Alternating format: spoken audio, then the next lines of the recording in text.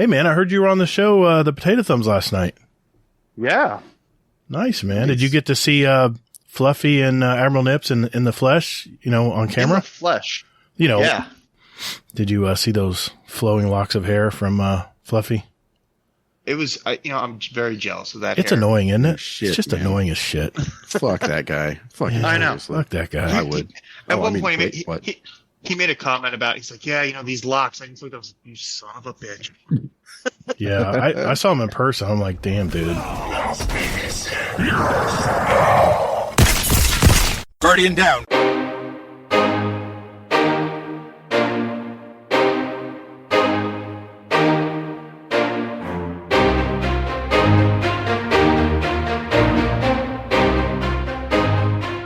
What's up, everybody?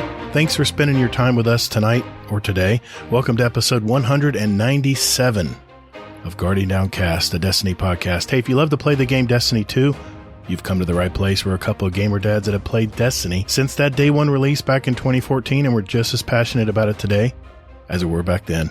We discuss key topics and news within the gaming community so you can be in the loop.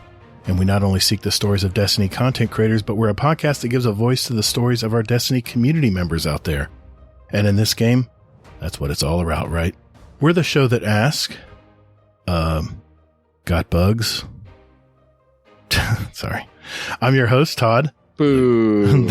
I'm your host, Todd, Wah. the Gator, and my co-host, Hazel, is here as well. Hey, man. How you been this week? I was good up until that joke. And well, when I say good, I mean like we put my cat down, my dad's or my mom's cat down, and I was good until that joke. Oh, so well, it was a double so that double joke pun. That joke was worse than what? It wasn't that bad. Than that. It's ruined my whole week now. Oh shit. Okay. Well, other than that, how you been, man? No, this week has been pretty good.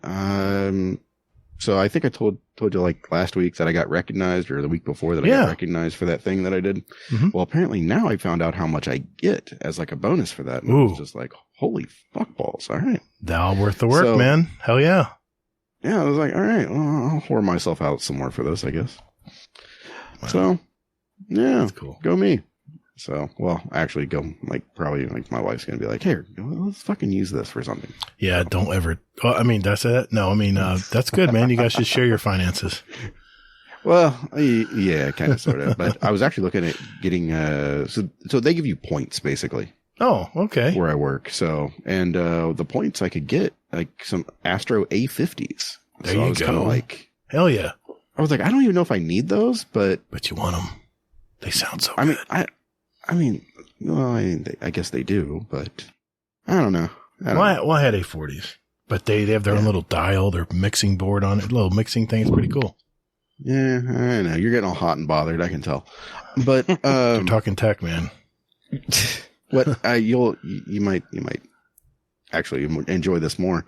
Part of me was actually thinking about just cashing it in towards a Shure. Oh, SM7B. Yeah. That's only a $400 microphone. Yeah. So I wouldn't have to kick in too much, actually. Do it, man. Do it. Hell yeah. Use your mic you're using now as a backup. I'm too damn cheap. To my wife, like, here. I'm too damn cheap. I won't buy an SM7. Yeah. I don't know. We'll see. So nice. that's nerd talk right there. Now I'm hot and bothered. If you understood all of that, then good for you, or I'm sad for you. That's podcast talk. Yeah, exactly. Then I'll be able to sound like I'm in the car next to you. Be like, hi, how are you? So, how about you, man? How's your week been? Yeah, it's been really good. Sure, if 7MB is, if you see all your popular streamers out there, like all your major Destiny streamers, that's the mic they use. Has a nice big, never mind. I'm getting hot and bothered. Yeah, it's been a good week, man. Busy week at work. Only time I've really had this week is to play Iron Banner, and it's been fun, man. I've been played several nights this week, gonna play some more this weekend. Yeah, looking forward to playing. Just I'm not laughing at you. I actually like this fortress mode. It's a great place to get a lot of kill farms. Shit, did I say it out loud? I mean, playing the objective. That's what I meant to say. So yeah, I'm having a great time with that. It's all about the company you keep, man. It's all about the people you're gaming with, and it's been a couple great nights so far. So, but yeah, that's pretty much it. I won't belay any more comments here. I want to go right to our guest, another brand new guest of the show tonight. He's a new member of our mod team, been a member of our community for quite a while now. And for some reason, I always think of Danger Mouse when I hear his gamer tag. Don't ask me why, but it's DangerPowers. How you been, man? I'm good. Does that make sense to you, Danger Mouse? It does. I mean, that was one of the Saturday morning cartoons for me growing up. So yes. Okay, that makes sense then. I'm not crazy. All right. No, you're not crazy. Good deal. Good deal. I always think of like Austin Powers. Oh, that too. Yes. Yes. Well, we'll get to that. Well, here's what we have lined up on the show this week. We're going to hear Danger's story, of course, his Destiny journey. He's going to get a crack at our fast fire question and answer segment we call, oh yeah, it's back, the speed run. Hazel's going to go over this week at Bungie for the 9th week of Season of Defiance. We'll also talk about the upcoming Guardian games and maybe a few other things in there as well. Then we're going to answer your questions from our SpeakPipe, voicemails, and our Discord. We're going to pick some new music for our show playlist as well. It's another jam-packed show as usual. Uncle Scumdeath is back tonight with another Scumdeath's Corner before our show ends. So all right, let's roll.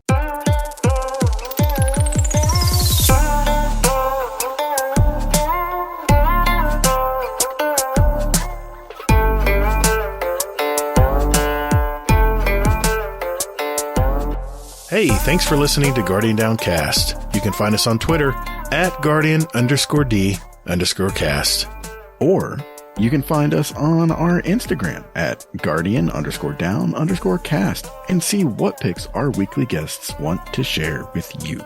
Or, you know what? Just visit our website at GuardianDowncast.com for all of our contact information and where else you can find us to play any past episodes you like in any order you like, right from your browser. Man, don't or me. Hey, Guardians, while you're at it, follow our Guardian Downcast show playlist. We have it on Spotify and Apple Music.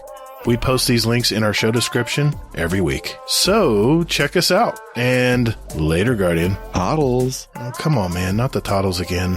What's wrong with the toddles? Nothing, I guess. Yeah, if you don't like it, you can always edit it out. Yeah, I'll edit it. Okay. Well, Mr. DangerPowers, how you been, man? I'm here. Everything's been good. You were on a podcast last night with the Potato Thumbs guys. How'd you enjoy that, man? What do you think about podcasting? I enjoy it a lot. I mean, I had a great time with those guys. They're awesome dudes. They are. I just enjoy having conversations with people in general. So, you'll it was a nice, like, it was just kind of back and forth banter and everything. It was a good time. And nice. Podcasting's, I mean, I listen to podcasts, but actually doing a podcast is new to me. Well, refresh my memory. Where are you from here in the States?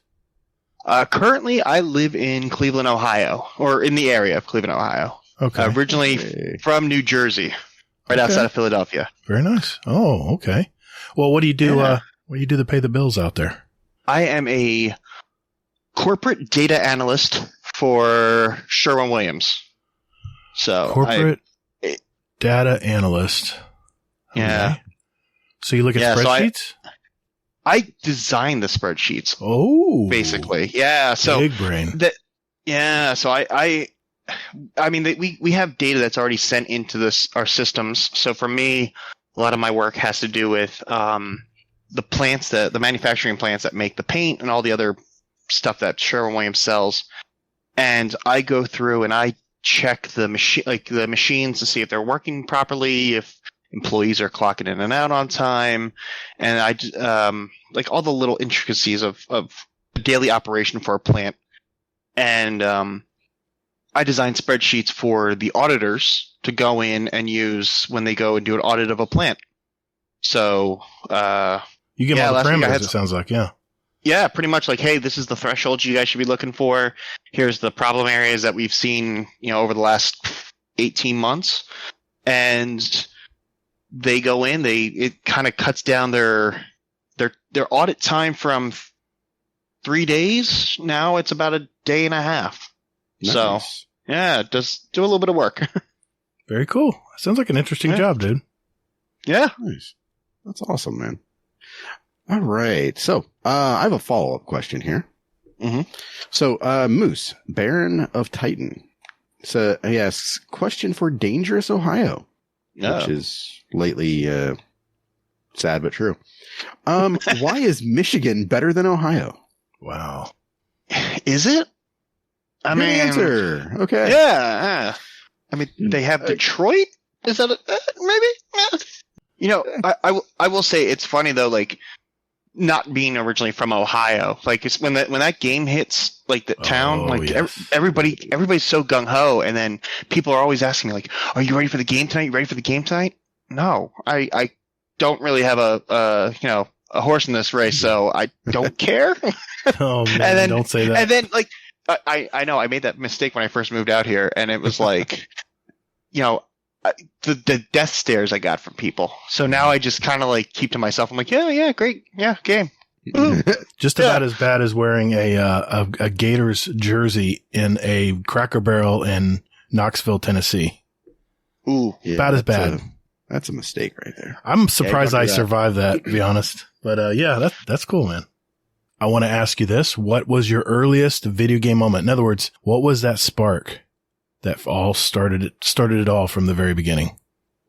I remember getting the original NES that had the Duck Hunt original Super Mario Brothers combo. It had the gun in there too. Yeah, I remember getting that when I was a kid. My dad bought it for me and my little brother, and used to play that all the time. And I mean, I still remember the games I had for that. Like there was one game, and it's a very obscure game. It was like North and South, and it was a Civil War game. And I used to play that thing to death because there was like a mission you basically fight on top of a train, and you just throw knives at like the enemy as they're coming after you. It was like the weirdest thing, but I had so much fun with that game. There were so many diverse games back then, if you think about it, you know? Oh, yeah. Star Fox is the one I keep remembering. Or Star Fox? Is it Star Fox? Yeah, I think it was that. For the Super Nintendo? It was probably Super Nintendo, yeah, because the graphics were a little better. Flying the plane around and stuff, or his vehicle, whatever, yeah. It might have been Pilot Wings, too. It just flies by, no pun intended, but I mean, just the time, just a blur. Okay, so for anybody listening to this, what we're trying to do is we're trying to mix in the questions from the questions that our community is thrown out there for Mr. DangerPowers. So I was trying to find one that was going to kind of, fit with this and that kind of thing, but I can't really find one, so I'm just going to go with this one. So, technical. So asks, question for Sir Shaggington. Does your wife know that you were in a relationship with like 15 dudes you met in a Discord?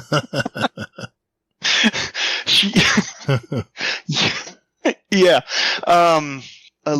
She's become more aware.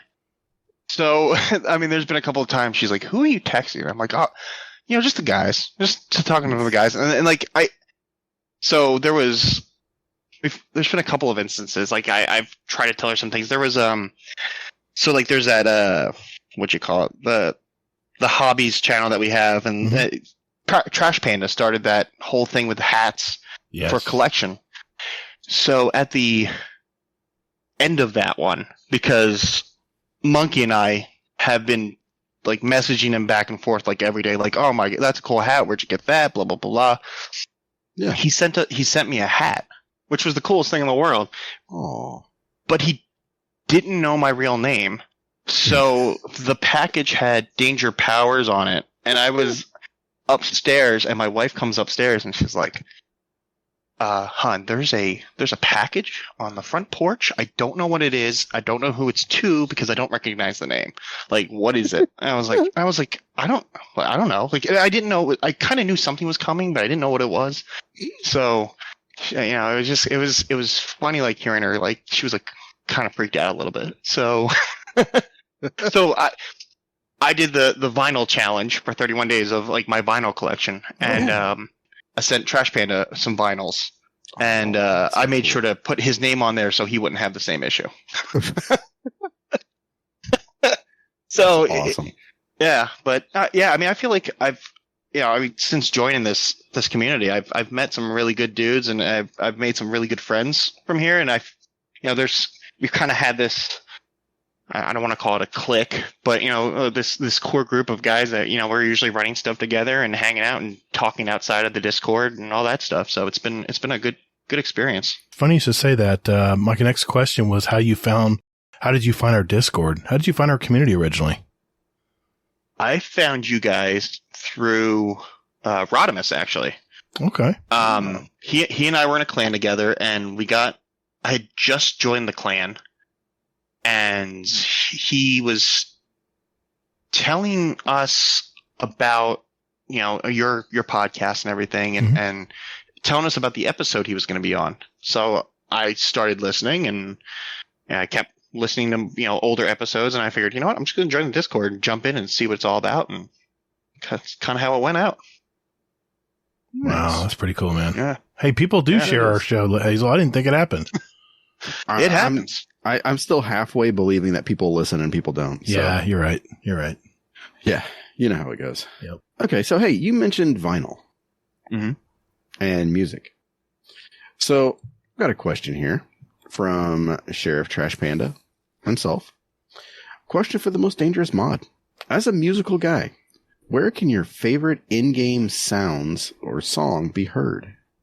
I would say best soundtrack is Ocarina of Time, followed by Mega Man 3 or Mega Man 2. One of those. They always had for me, NES, the original NES games had the best music, and it's just simple notes and everything like that, but it's complex at the same time. There's a band, they're called Bit Brigade, and the whole thing of the band is they play the soundtrack to the games while somebody is speed running through it. So they do Castlevania, the original Legend of Zelda, Metroid, DuckTales, and I forget what the other one is. Ninja Gaiden. Wow, that's really cool. Yeah, I highly recommend it if anybody's likes the old NES songs, the old music. Check them out. It's really cool to watch. Follow up here. So this one's for all of us here. This is from somebody named Dad McNasty. Who? I think you know this individual. He asks, question for Danger Room. What music would be blaring in your Guardian jump ship before dropping into a new combat zone? Oh, that's easy. Stone Cold Crazy by Queen off of the Sheer Heart Attack album. 100%. Gator? Mine would be anything Devin Townsend, in his Space Oddity type Infinity albums. He went kind of new age after his heavy Devi days. Not those days, but anything newer. I mean, it's really space agey type music. It'd fit perfect with that, of course, that grungy rock. So what about you, Hazel? Sadly, I'd have to kind of cop out and go with Back in Black. I was thought about that. I thought about it. It's just one of those things. I know, man. You hear it and you just immediately kind of get that chip on your shoulder and you're like, let's fucking go. Yeah. I don't think that's a cop out. I mean, it's the same thing with I think Sabotage by Beastie Boys. It's another one people go, they're like, I'll do that one. And there's nothing wrong with picking that. I mean, that's a great song and that's definitely gets you in the mood to, go shoot space aliens in the face. Yeah. What a lot of Devin Townsend's later albums were about an alien trying to conquer Earth. So it fits perfectly. So all right, nice. Cool. Okay, I'm going to go back to one of our questions on the board here. How did you find Destiny, man? Wait a minute. How far back did you go in Destiny? Oh, I'm D1 beta. Oh, that's how far back I go. Yeah. Welcome to the club. Thank you. So this is the part I don't remember. I don't remember if I found it or if Dad McNasty told me about it. So you guys go that far back?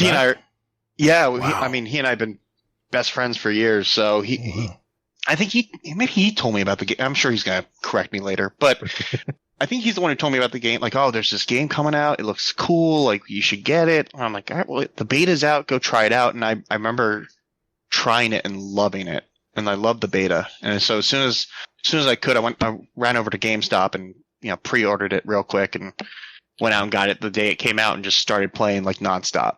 Man, those midnight release days. Pretty true. Yeah. I miss those midnight releases. Did you guys hear about the fucking controversy with Star Wars, the new Star Wars game? Battlefront? No, Battlefront. The new Jedi. Yeah. Okay. Survivor. Yeah. No, I didn't. Yeah. So apparently you buy the disc Like if you buy the physical copy. Mm-hmm. So, I hope 30 and Still Gaming hears about this, but, he won't have a coronary at all. So, apparently it's only the first mission on the disc. What? So you never own the game. Nothing's changed. Yeah, exactly. What is it, a demo? And you have to download the rest of the game. Oh my God. That's so stupid. You fucking people. You can't put that whole game on a disc though, man. It's just too big. But still, man. I know. I mean, that's what you pay for. Hey, I'm with you. So how much extra do you pay for the disc? Is it the same price? I mean, I was about to pull the trigger on PlayStation 5, $90, man. $89.99. That's a hell of a price for a first mission. Yeah, that's not. No. That's No. Yeah, I mean, it's not punished for buying it. It's not going to be repeatable like Destiny is, you know. It's not live. It's a story. You run through it and you're done. Whoa! What? You never finished the first one. All right, I am going to finish it now. I get the urge now. Is it supposed to be a longer game? Like I mean, I asked just because, like, you know, that part of the whole thing with, like, you know, buying like physical copies and stuff, especially if you're trying to get like the midnight release, you wanted to play right be away. a long game. If you're only getting the first mission, well, like maybe, you know, you're hoping it's not like another 3 hours left and that's it. I was listening to $90 for it. It's way more than that. Okay. I mean, yeah, I watched the skill up video. That's what I was just going to say. Yeah. He was saying definitely don't buy it on PC. Yeah, that's terrible. Oh, yeah. Okay. He played it on a 4090 rig and couldn't get above 60 frames. He couldn't get above 50 frames. He couldn't even get 60. He couldn't even get 60. That's pretty bad. So. That's pretty bad. But I'm hoping it's good on PS5. We'll see. Yeah. So I heard it was still on the rails, but it's more open though. It has bigger areas now. It's what I heard. Right. Yeah. Yeah, I watched a couple of reviews. I mean, it looks like a beautiful game. I kind of want to. I know it's getting good reviews right now. I'll probably give it a week, let it come out. Yeah. Before I start playing it. Let the dust settle. You know. Yeah. Yeah. Did you play the first one, Danger? I did. No spoilers. I'm trying to get Gator to. I've only gotten to the top of the train in the new planet, the next planet. That's the not the beginning of the game. No. Yeah. I got to the next planet, whatever the next city was. It was I gotta go back and just play it all over again. It's been so long. Yeah, because you don't even get the full. I'm gonna play it again. Like aspect, like you don't even get the full set of powers yet. At that point, you're just swinging a lightsaber around. I mean, I see myself as a guardian running through the universe. I'm totally immersed when I play Destiny 2. The only other game that's ever done that for me, it's Star Wars. So the Fallen Order game, it's really immersive. I know. Yawn and fall asleep with this because whatever. You're just not going to do it. I'm going to do it. No, I've already got it loaded, man. It's in my PS5 ready to rock. I will bet you a season of Warlock again that you do not beat the game. What? Are you serious? You really want me to play the game, don't you? Because I know I want to see you play Warlock. Wait, is there a certain difficulty he's got to play it at? No. Just the normal, regular difficulty. Yep. The hardest difficulty. No, fuck that then. No, I'll say normal. Dude, some of those fights are tough, even on normal. They are. Yeah, dude. I dropped it down. I was like, nah. I'm like, nah. I want to. Come on, man. I dropped. I'm not gonna lie. I dropped it down to the Hazel. I don't know if you remember. It's the I forget which sister it is. It's the one. She's like the big one, the big hulking one. On the tree planet. I had to turn down the difficulty for that one. I could not, for the life of me, beat that. Yeah, I will finish the game on regular on my normal difficulty. If I do, I'll show proof. I'll stream it even. Shit, I don't care. You will have to go a whole season on Warlock. You sure you want to do that, Batman? But by the end of this season. This season? Oh man, that's a tall order. That's only 3 weeks, man. Yeah. Destiny's done for right now. Yeah, Guardian games for 3 weeks though. But you're classless. Whoever wins, you win, right? Oh yeah, I'm gonna play on all 3 characters. I like the armor. I'm gonna get the armor. You don't have a house, so. I'll think about it. Let me think about it and I'll let you know by the end of the show. Maybe not Tanix. It's not Tanix. It's, Skolas? Skolas? Somebody will, whoever the like the houseless one is. Oh, I see what you mean. I got you. Yeah. Somebody's screaming right now. Shit, whose turn was it? Was it yours or mine? I can't remember. No, you go ahead. It's mine, but I'm going to go with this one first. So, Mr. DangerPowers, how are you enjoying Destiny right now? What are you up to? I mean, I'm enjoying Destiny. I've just got to level 10, so that's been my goal. Nice. I've kind of did the story. It's that's done. It's all about, for me, it was all about the Guardian ranks. So getting myself up to level 10. We'll see about getting to 11. But yeah, I just wanted to try and complete that because it's like you got the one level and then all of a sudden, because I've been playing for so long, all these other things already were completed and I just figured I'd keep going. So. Mm-hmm. What do you think about Guardian ranks? I wasn't sure. Open that can of worms. I'll be honest. I didn't know what to think of it at first. Mm-hmm. But the more I focus on it, the more I'm enjoying it because I feel like it's the challenge that Destiny players need.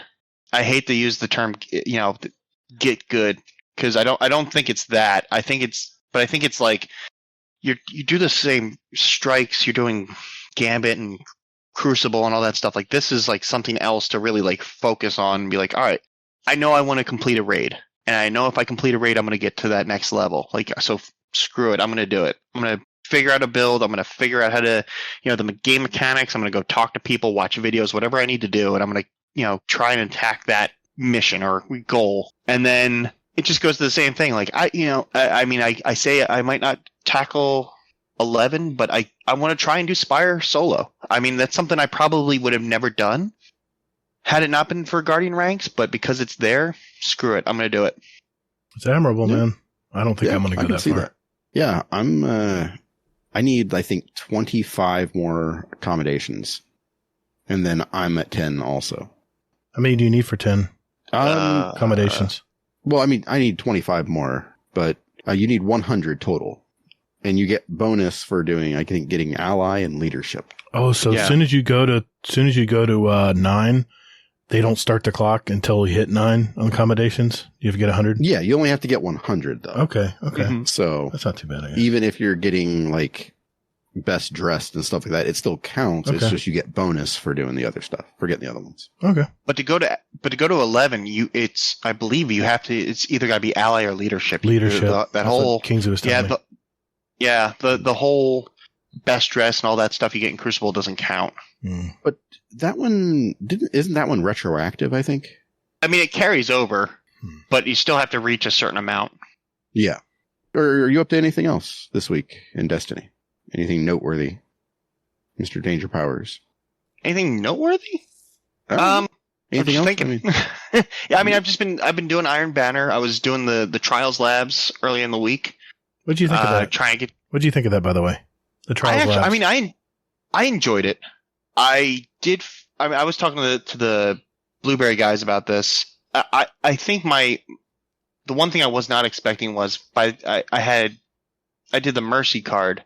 I got the 4 wins, and then all of a sudden I feel like the game shifted. Mm-hmm. Like it felt like I was going against, even though I was going solo, it was against a harder group. Mm-hmm. And it could have been just me, but I felt like I was being put on teams with guys that hadn't played Trials before.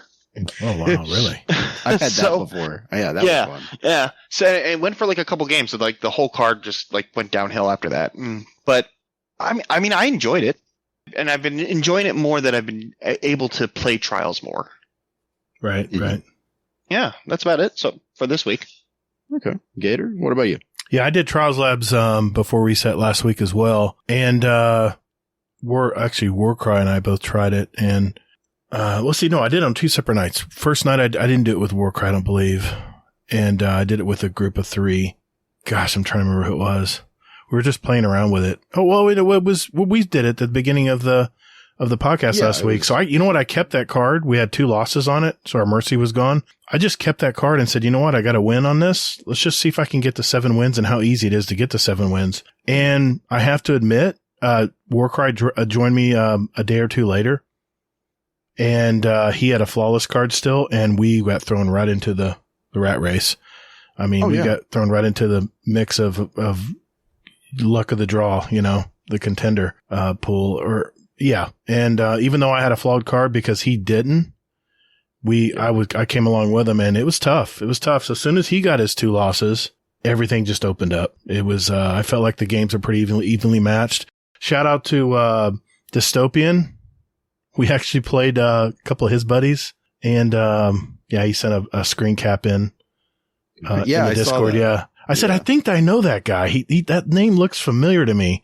And then he messaged back and told me he couldn't believe he was against, Todd the Gator. I was like, well, that's not saying much, but yeah, it was fun. But I tell you what I realized is once I hit 7, cause I got to 7 wins before Warcry did, I felt like it got a lot harder. Like they threw me back into the regular pool again. It felt that way at least, but, I don't know. You were they probably viewed you as, you got 7 wins now. Stomping. Yeah. Could have been. But, boy, before we got the flawed card, it was rough, man. I mean, there were teams just running over us. I mean, the games were over quick, at least. That was a good thing. But, it's been a while since I played Trials, but I'm definitely coming back to do it. I'm going to definitely do it the next time it rolls around, the next second lab before the season's over. Then it's been all Iron Banner, man. I hate Fortress. I hate the mode, but I've just made the best of it.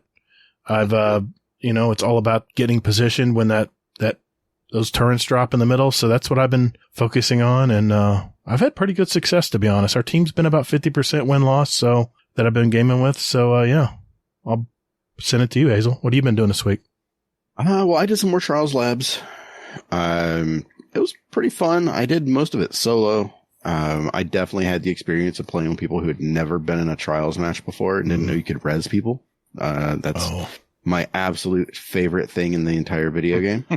Dude, I'm right behind you. Especially when I res them. Oh, and they didn't res you back? Yeah, exactly. Yeah. Well, there was one guy, I fucking loved it. So this was maybe like the 3rd round because I'm like living until the end. It's like all of our reses are gone. I'm like, fuck, it's just me against 3 people and I'm going to get murdered. Yep. So then I die. And then I've been like resing this one guy. And then he like ran to me when I died first. It was like our last game. He ran to me, tried to res me, like ran past me, ran back, tried to res me again, ran away. And I was like, motherfucker, have you played this game before? And he just kept running back and forth trying to res me. And I was just like, you're going to get farmed or get me farmed. Yeah. And, that's exactly what happened. But I still like gave him like some like ally commendation. I was like, hey, I give you an A for effort, buddy. True. Makes sense. I had the same thing happen to me, Hazel. It was the exact same thing. Like it was the guy and the worst part was he turned his back like to the enemy. Like I wanted to scream into my mic, just like turn around. They're coming. And they're right behind you. And then there was another one. It was 2 of them. We were going against 2 guys, and they were awesome. The team we were going against, there's no way we could have beaten them anyways, but they're trying to res me and I'm in the middle of the map. Like they're just trying to res me as these guys are like pelting them with bullets. And I'm like, just run away. Leave me alone. Just go hide something, anything. And these guys are just like, one would try and res me and then like almost die and then run away and then come back and same thing. And then the other guy would come in and do the same thing. It's like, you two just go do something else. Please just let me sit here for a while and just stew. Yeah. Sometimes you can zero back around and get your guy, but it's tough, man. When it's 3v1, it's really hard. And the worst thing that can happen is they actually get you rezzed because you immediately die. Yeah. Oh yeah. It's a great feeling. Most of the new players I've found don't know to collapse. When the number's in your favor, you got to push. And the game's so short. Most people don't know to do that. And that's something you just learn as you play more. Yeah, that's definitely something that I experienced too, because like I would like, it's one of those things like scrims has sort of ruined me to a degree, because if we get the advantage and then all of a sudden I'm just like fucking just going like, let's go. Mm-hmm. You know, I'm running in like Braveheart and like, I'm like, all of a sudden I get murdered. I'm like, okay, now here's the cleanup because he's weak. He's one shot. And my guys are like playing grab ass, like way back by spawn. And I'm like, so many times. Like, dude, come on. Where the hell are you guys? Let's go. I'm so scared right now. I trusted you, man. Hey, shit happens though. It does. Shit happens. It's just a game. I mean, come on. Yep, exactly. I just laugh it off, and I'm just like, okay, well, hey, here's hoping we get him next round. Yeah. So, but besides that, I only did one other thing. I basically took this week off, and it was a div run. Oh, I heard about this notorious div run. Yeah, exactly. It was like super quick. It was myself, Kingsley, Trash Panda, Mullet, D-Strike, and Hammer Crasher. Who was trying to get div? I think D-Strike and Panda. Okay, gotcha. Yeah, so we were trying to get them div, and we started at, I want to say, probably like 10:15, something like that. Mm-hmm. And I did not go to bed until about 3:30 in the morning. Oh, man. Yeah. Let's hear it for div runs. Yeah, div can go two different ways. Yep. Yeah. And I mean, I love the fact that Panda came out and he's just like, hey, I love this raid. It's my favorite raid. And I was just like, I love the weapons. Yeah, it's such a good raid. Yeah, so the weapons are beautiful. So yeah. After that, I kind of decided to swear off Destiny for a little bit and read a book. So I don't blame you, dude. That's a lot of time. Yeah. I'm like, I need to unplug for a little bit and mental health, de-stress. Yep. Well, if you do decide to jump back in this weekend, I highly recommend, because this is something I did this week too, run a Grandmaster with Mr. Monkey. I mean, he's very sweet dude. He's very polite, very British, but the bloodlust this guy has is unquenchable. It is astonishing. I am just saying, it's a whole. It's very polite cursing, though. It is. It's the most polite cursing you'll ever hear. Unless he's talking about you, and then it's not there. Yeah, but I'm always egging him on though, so it's deserved if I get some curse words. But I'm poking the bear. I know how to push his buttons, but Danger, go ahead, man. Nice. I was just gonna say, anybody out there in the Guardian Downcast community, if you happen to run a GM, make sure you run it with Mr. Monkey. He's a good dude. It's a sight to behold. Yeah. Yep. Exactly. Yeah, he's a good dude. dude. If you really want to see him get triggered, ask him to do a jumping puzzle. Yes. Okay. Moving on. Quickly. All right. I'll go with this. Danger. I almost said Danger Mouse. DangerPowers. What do you game, man? What is it about video gaming that you enjoy over any other hobby? It's a great distressor. Mm-hmm.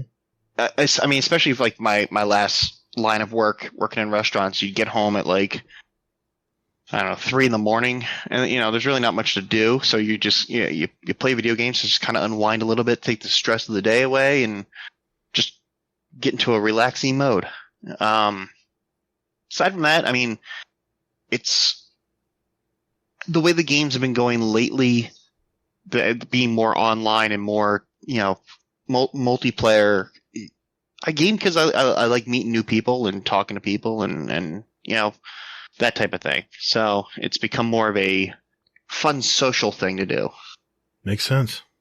So, kind of going along with that, I have 2 questions here. Mm-hmm. So, question for the powers of mystical danger. I'll let you guess who said this or who asked it. Goop Troop Raid, 1 spot left. Who's filling it? I know it is. This has to be a Bill question, right? No. Close. Yeah, it's Raph. No, just kidding. I knew Raph was going to ask this question. I'm going to say 5-man. I'm not picking anybody. Let's do it. 5-man it. We're just going to go. Nice. Oof. Look at the balls on this guy. I'm telling you. Yeah. Okay, well, Bell Nye the Science Guy is a follow-up to that one. It's, can you put Raph City in timeout indefinitely? Yes. Yeah, sure. We can ban him. Yeah. Absolutely. Look at that. Put that ban hammer down. Look at that. But we won't, because it's Raph. No. Yeah. We just accept him. Yep. Why not? Well, I asked you how you found our community, but as Fluffy was jokingly asking you last night, I'm going to still ask it to you. DangerPowers, do you do bounties, man? Only Gunsmith and Ada 1 bounties. Smart man. That's about it. Because they give you valuable things, right? Yeah. if like for Zavala, I mean, even Shaxx, if like there was anything that would rank them up, yeah, I would do those. Sure. But Aside they don't from that, anymore. they don't. It's not worth it. I don't understand why Bungie is so worried about people farming XP with the vendors. They used to do that all the time. You used to be able to move the bar up or get more engrams and stuff as you turn those in, but hasn't been that way in a long time. I just don't know why Destiny does that, why Bungie does that. But once you get to level 100, there's no reason to do bounties anymore. Damn, did I just say that out loud? Shit. Can we quote that? But Gunsmith, no, you can't.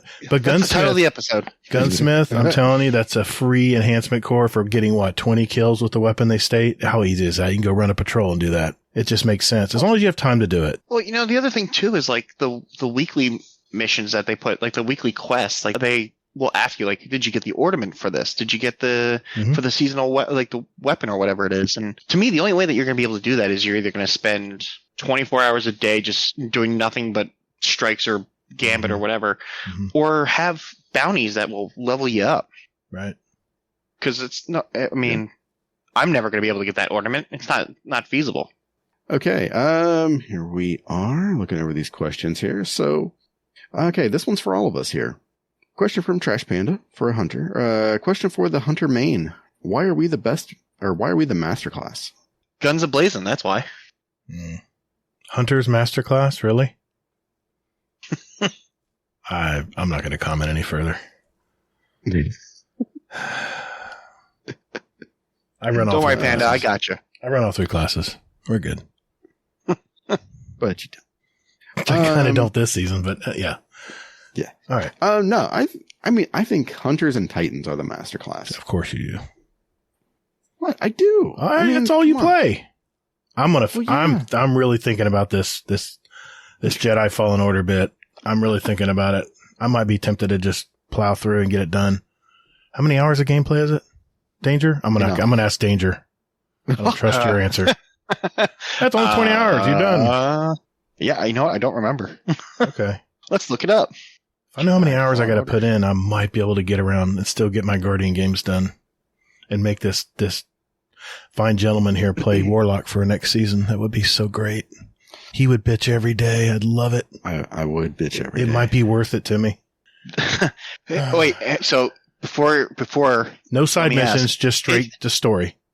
Just main story? Main story. Get through the game. Average time, 17 hours and 17 minutes. Oh, God, I'm really tempted now. I think Hazel's if we're talking main and extra, 22 hours. Okay, if it's still not bad. Completionist is 31 hours. That's pushing it. 30 hours. I almost got weeks. completionist. Almost. If I can get through the story, 17 hours. I could probably do that every night before I go to bed. Or never sleep again. Okay. All right. Well, wait a minute. Now there's got to be consequences, right? What if I don't finish it? What do I got to do? Hunter. What? Man. Yeah. Oh man, that hurts. That stings. Stasis Hunter. Oh, come on, man. You can't do that to me. You gotta let me use my knives at least. Stasis Hunter's fun. I don't care. It's fine, but I'd want my 1,000 knives if I had played Hunter. Yeah, oh my God, I'm gonna regret this. This might be a bet that Hazel actually wins. All right, done. By the end of this season, I will have Jedi Fallen Order completed, the story. Okay? Okay. Fuck myself. And it has to be streamed for proof. Fine, I'll stream it. Fine. I'll stream it a little bit every night. Damn it. Okay. Hey, I needed something to push me to get it done, so that might be what I need to do. Then I can buy Let's the get Marcus B814 on the phone here. No, let's don't. He's going to be the judge. No, he didn't do it right. No, that's not right. Exactly. He cheated. I like where this is going. Didn't count. I like it. I like it. We'll see. Oh, by the way, I got a voicemail question from Scumdeath for Danger. Let's play that one real quick. Uh-oh. Here we go. Hello, Scumdeath here. Question for DangerPower. Sir, when will your beard be as long as mine? Love ya. Bye. Yeah, I wanted to make sure I got that one. I didn't want to forget it. Trying to think of how long his beard is. It's like think ZZ Top. Dimebag Daryl. ZZ Top. Give me maybe a year. Maybe less than that. That's a lot of hair, man. Yeah. A year? I can grow my I can grow my hair out pretty fast. It's okay. kind of a blessing and a curse. You're quite a bit younger, so that would probably work. Yeah. All right. Okay. I'm avoiding all the food questions, FYI. Oh, okay. So I'm not going to answer any of them. I'm assuming that we'll talk about food at some point during the conversation. So I'm like, I'm avoiding those for now. Okay. So some random ones here. So Moose asks, our question for endangered mod. Why are you the best mod? I think the real question is, why am I endangered? Is that? Yeah, it kind of went against each other, didn't it? That's yeah. scary question. Yeah, I think that's the real question. Moose, come on, man. Is that because he shoulder charged you? I was just going to say that. Beat me to it. Yeah, I mean, probably as soon as I see him in a game, I'm just going to go launched into orcs or something like that. Okay, another mod question here. From Hellraiser Hunter Hades. Question for the power of the dangles. I don't know. I don't know what that means. Whatever. Hades is still healing. Give him a little room. I'm just going with it. Why are we the only hunter mods? Brittany doesn't count since she doesn't play anymore. Oh, come on, Hades. Oh, that's a low blow. Come on, man. She just had a baby. Ouch. Hazel, don't you count a little bit? I mean, you play I Hunter. guess not. Apparently I guess not. He's an administrator, though. He's not a mod. He's an administrator. Still a mod. Well, I mean, Still a mod, technically, though. I guess, yeah. I'm still out there, like, All right. deleting posts if they're, like, too racy. I'm like, oh, nope, not that one. Somebody came into the Discord and they had a picture of their ass as, like, I saw their that. profile pic. What the hell are I was people like, thinking? that ain't gonna happen, but I'm sorry about that one. But he changed it, or she changed it. Well, that's so cool. That was just good like, of him to I was like, step thank up. you much. I Yeah. appreciate you. Sorry. The only asses we allow are, like, just us in general. Yeah. So That generally describes the both of us, yeah. Yeah. Downloading Jedi Fallen Order. Are you gonna start playing it while we're No, having the I can't. conversation? I can't I'm play gonna games. book a trip to Florida to take out his internet. So. Honey, I don't know where it went. There's just no fiber. It doesn't work anywhere. I don't get it. Yeah, exactly. Damn. What happened to your power, huh? Weird fluke hurricane. Todd, there's there. somebody out in the bushes. It's peeing on your hood. Oh shit! Don't bring that back up. Oh my god. All I have are signature questions. So whatever you want to ask here, man, go for it. Okay. So Waffle has a question here. Question for Danger. Is it hard being so ridiculously good looking? I do have to black out my mirrors. Sometimes it's just so hard to look at. I almost equate it to the end of Raiders of the Lost Ark, where if you look too long or if you look into it too long, your face just melts off. It's a hard life. Nice. All right. So we still have a handful here. Nothing crazy. So Gator, you want to go ahead and hit the first? Let's do it. All right. I will ask the ones that I normally ask. And one of my favorites, of course, is DangerPowers. Dude, what's up with that gamer tag? So I've always had a history of not bizarre gamer tags, but I like to have a good laugh. Mm-hmm. In certain games, I come from a Battlefield, Call of Duty type of Halo type of background with gaming. So originally I went with Troy McClure, and if you know who that is, I know who that is. awesome. Yes. so awesome. like during Call of Duty, like I would troll people and be like, a terrible impression of just being like, "Hi, I'm Troy McClure. You might remember me from such games as Last Match and the match before that, or whatever it is." That's great. And then after that, it was Lieutenant Dan's Magic Legs. I used to have a buddy named Lieutenant. Well, I do have a buddy still named Lieutenant Dan. That's awesome. So it was. It always made me laugh just see my name, Lieutenant Dan's Magic Legs. It's just that's cool. Melee somebody or whatever it is. But I had to change it because everybody just kept calling me Dan, and it's not my. I mean, it's not my name. And if when I was playing Call of Duty, I would zone out and because I'd be so focusing on sniping people, and not realizing that people are trying to talk to me. So I had to change it. So I mean, since I play a lot of Destiny, I figured what was a name that would be somewhat Destiny related and still kind of funny. So it just kind of worked out with, using DangerPowers from the Austin Powers movie. Okay, that makes sense. It still kind of fits, like, you know, your space magic and sure. Yeah. If you were a warlock, it would be space magic. Okay. All right, fine. All right. So, Mr. DangerPowers, do you have any hobbies outside of gaming?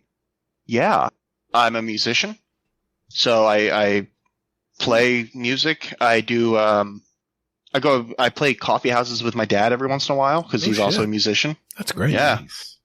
and I also bowl. So I in fact, my league just ended Wednesday night.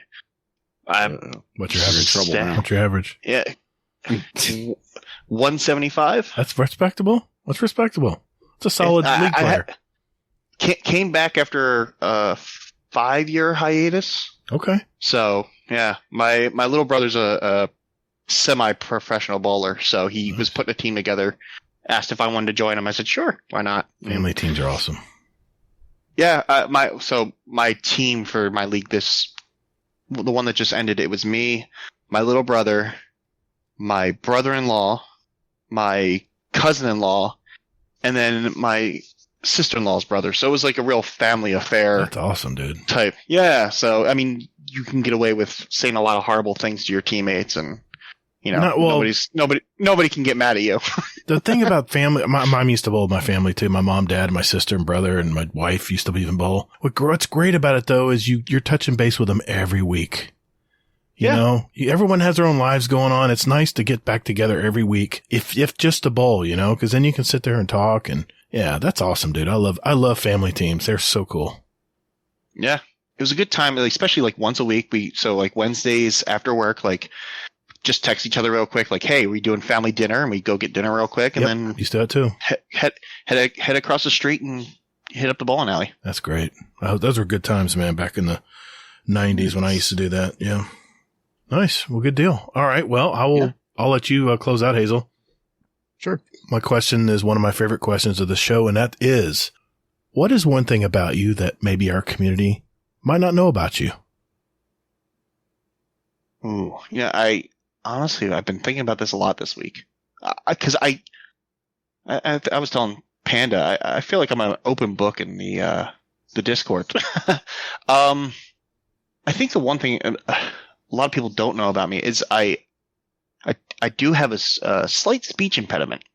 So it's not too noticeable unless I get really stressed out or if I've been drinking a lot. Like I'll stutter a bit. I have trouble with words that have like a double S's. So like suspect or, you know, like stuff like that. Like I really have to like think about what I'm saying first. Mm-hmm.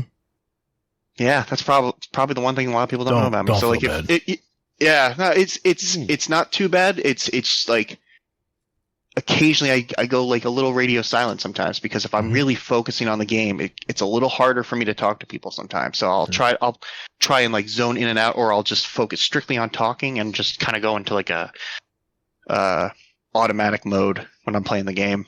I was gonna say don't feel bad because Hazel deals with that with me every week.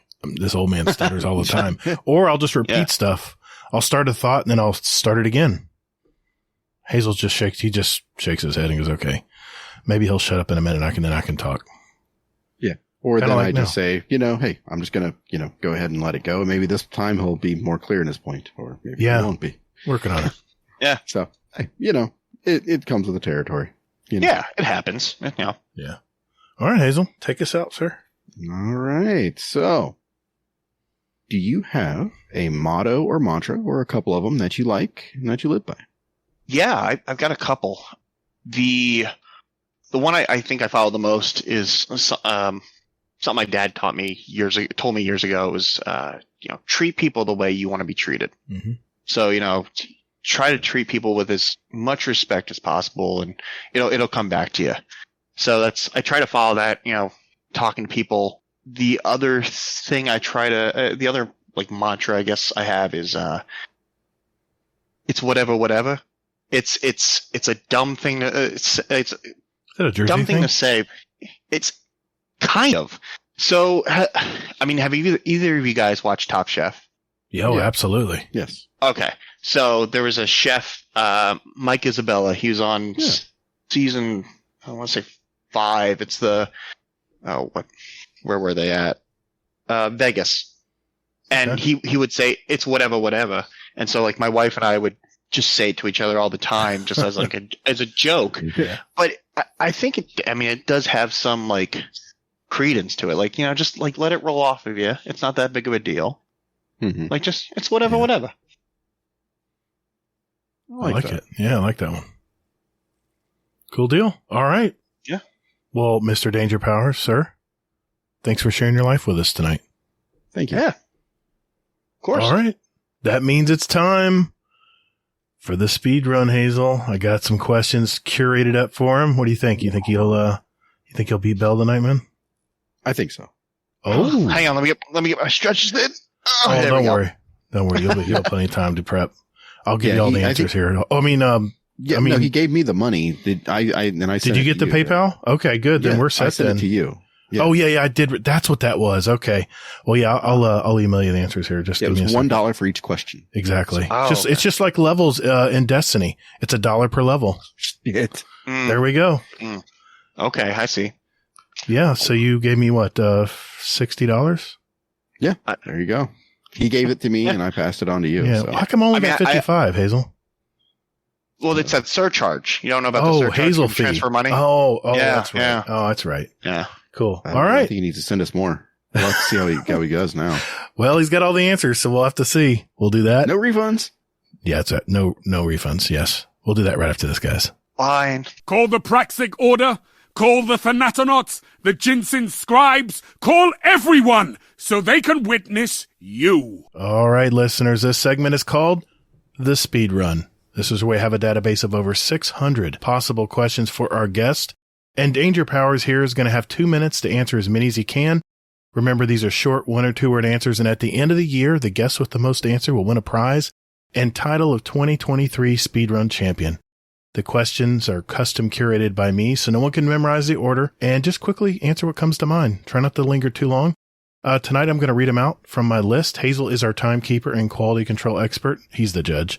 In the event of a questionable answer, Hazel's decision will be final, and he also does allow time if I stutter or stammer or whatever, which does happen on occasion.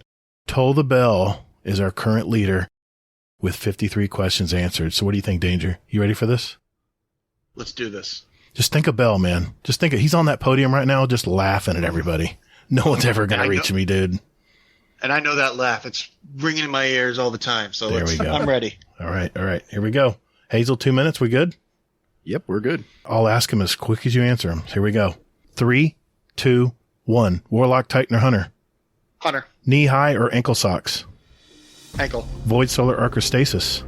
Void. If you could live anywhere in the world, where would it be? Canada. DC or Marvel? Marvel. Controller or mouse and keyboard? Controller. Cold or hot? Cold. Strikes, Crucible, or Gambit? Strikes. Are you an AMC Stubbs member? No. What's better, the book or the movie? Book. If you could choose, who would voice your ghost? Sam Elliott. Red Vines or Twizzlers? Twizzlers. Human, awoken, or exo? Human. Electric or acoustic? Electric. Is Scum Death your uncle? Yep. What's your favorite Destiny planet? Titan. Egg yolk, cooked or uncooked? Uncooked. Have you ever been to the Lighthouse? No. What's the best sandwich? Cheesesteak. What armor slot do you use as an exotic? Arms. Bubble or well? Well. Ikora, or Zavala? Zavala. Spock or Data? Spock. What number am I thinking of? 19. King's Fall or Last Wish? Last Wish. What's your favorite word?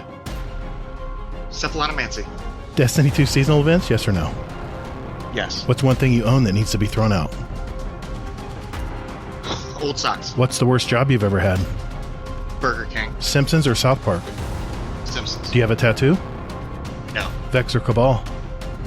Ball. Favorite drink? Coffee. Boba or Mando? Boba. Solo or fire team?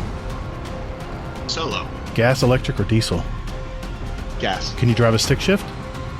No. Unicycle or tricycle? Tricycle. Do aliens exist?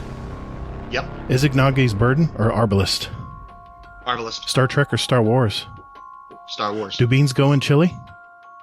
No. Bell or Raffi? Bell. Paper or plastic? Plastic. Destiny 1 or 2? 2. Oh. Damn, it's a lot harder than it sounds, doesn't it? Jeez. Oh, jeez. I was flying, dude. I was going as fast as I could. I was almost out of breath. I was trying to get a breath in between. Dude, you did great. You did as best you could, man. That was really good. Slight delay on a couple of them, and that might have taken a few away, but I think you did all right, man. Hazel, how do you do, man? 45. Yeah, that's what I got too. Take it. Nice job, man. Not too shabby. Yeah, 8 more. How did he do it? Gosh, that's going to be tough, man. Well, he's going to have to laugh for another week at least. It's all right, dude. Hey, good job. Somebody please take that bad boy down. Don't worry, we got a lot of year left, and Sin hasn't come in yet, so he's our closer. We'll see what he can do. Hey, everyone, do you have a great question for our speedrun for next year? If that's a yes, join our Discord and enter them in our speedrun question ideas channel. We've been getting a lot of questions in there. I'm loving it, man.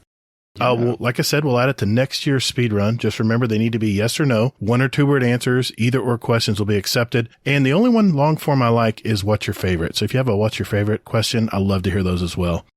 At the end of the year, for your participation, we're going to have 2 drawings for a $25 gift card of your choice. And you can enter up to 5 questions to go into the drawing. We'll take as many questions as you want to give us, but we can only register 5 of them in the contest to make it fair. We need some creative questions, so let's keep it going, guys. Keep adding them to that channel, and I will put them into next year's speedrun. Also, if you're enjoying what you've heard so far in our little show and you know someone who plays Destiny, do us a favor. Share the show with them. All our links are in our show description right down there in our show notes. All right. That means it's time for This Week at Bungie. See, I didn't do it that time. Yay.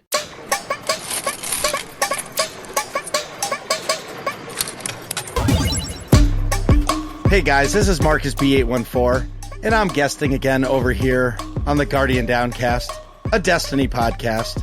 Hazel is an elitist podcast, and Gator has way too many bounties stored up for the 4th season of Lightfall.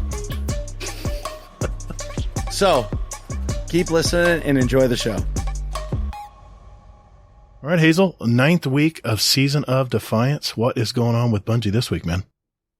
All right. So, Bungie is doing a Trials community vote for everyone's 3 favorite maps for Trials the week of May 2nd. So it's going to be coming up here. It's either going to be Rusted Lands, Convergence, or fan favorite, Disjunction. Oh, what? Fun fact, I voted for Disjunction just to be a troll. Oh my God, dude. All right, I'll mute my mic. I feel terrible. I do. Not really. Oh man, it's going to be so great if it's on there. Can you imagine just the amount of shit that it's going to just, I might people are actually just play going to that lose week. their mind. It's going to be great. It's on Disjunction. I might actually play. Get my sniper out. Yeah.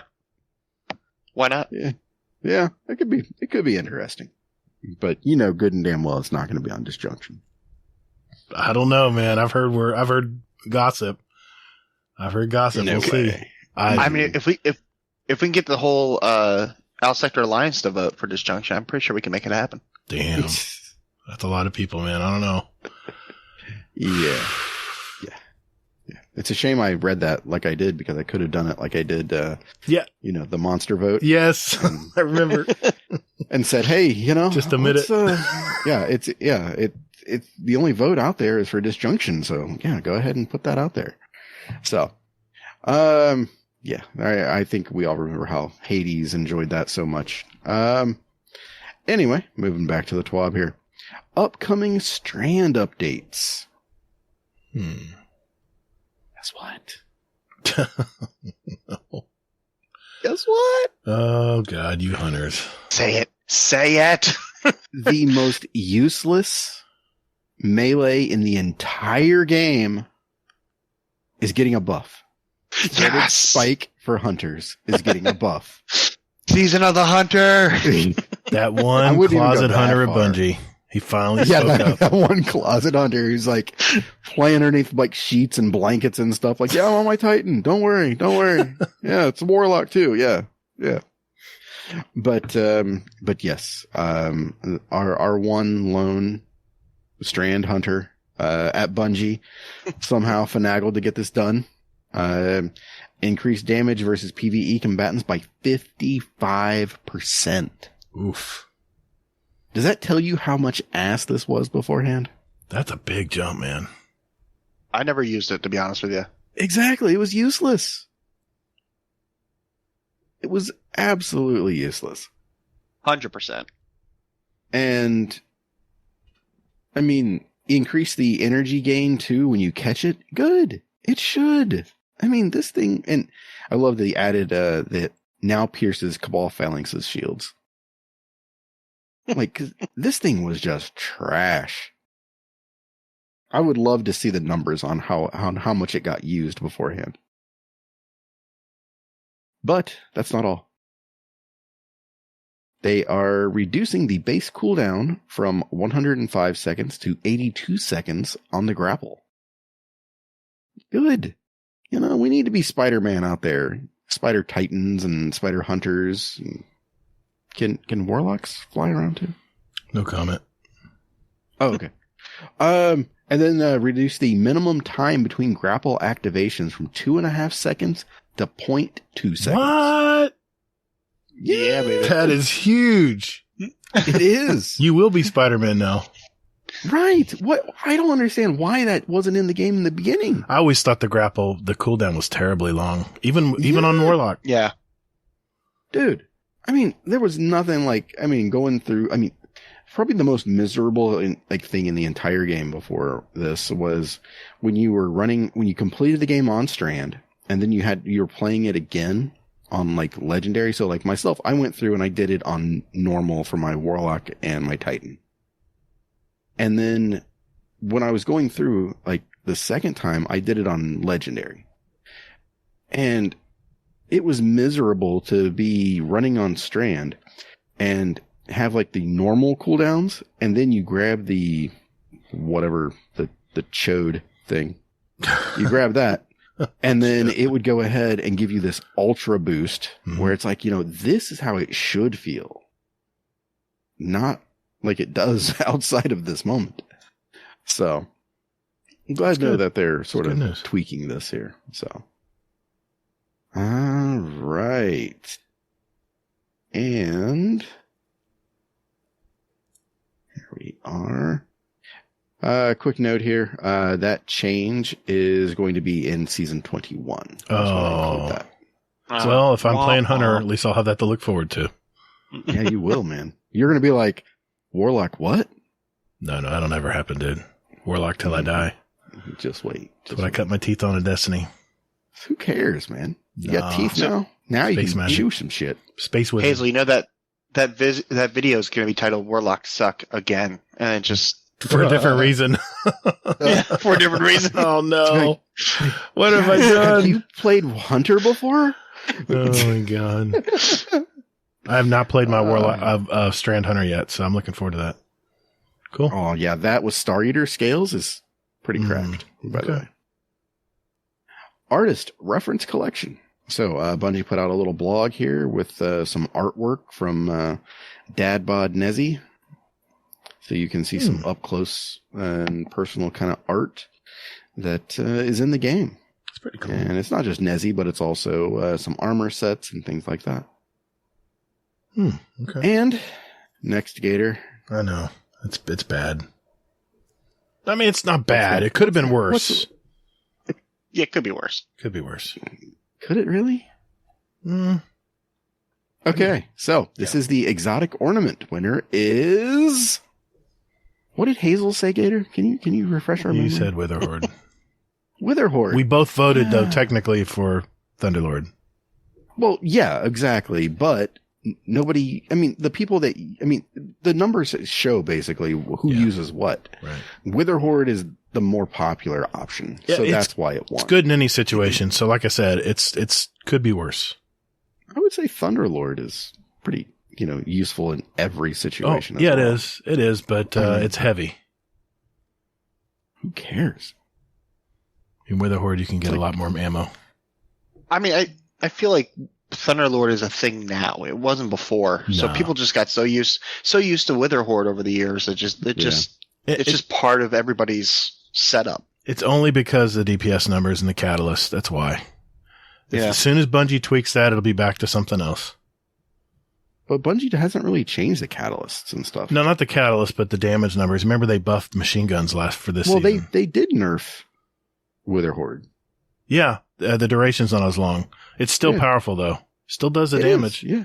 You can't get that lingering where the enemies walk into it. It's pretty much one and done once you shoot it. So I tell you what, man, I had a team last night where I don't know, there's some glitch with the other grenade launcher that never runs out of ammo. The Lions, what's it called? The Fighting Lion. Fighting Lion. Yeah, it's broken. We had one guy shooting Fighting Lion like every second, and a guy was behind him throwing Wither Horde on top of it. I was like, we're not staying here. This team is from hell. It was so abysmal. It was so oppressive. Dude, it was so oppressive. I'm like, get me the hell out of here. I hate these games. Use a gun. I think that's a quote right there. Yeah. This team is from hell. Is that our title? This team is from hell. Yeah, who knows? Jeez. Coming, this Iron Banner. Oh my God. Nice. Okay, so they are going to keep us updated on the 3 Wither Horde. Okay. Options that we're going to vote on and that kind of thing. So there we go. Adopt a pet. They have some new, aka old, emotes that are out there. So you can feel free to go ahead and buy those to, to celebrate your best friend. That's an animal, hopefully. Well, I'll leave that alone. All right. I got them all. Shit's broken. There it is. Movies. Art. And there was one person that took the survey we're going to talk about later. Mm-hmm. And they wanted me to actually read the Shit's Broken area. I'm just going to go out on a limb and say this ain't going to be the week for that either. Sorry, buddy. All right. And yep. Yeah. I love you though. I do. Thank you for the feedback. I saw it. But before that's a twab though.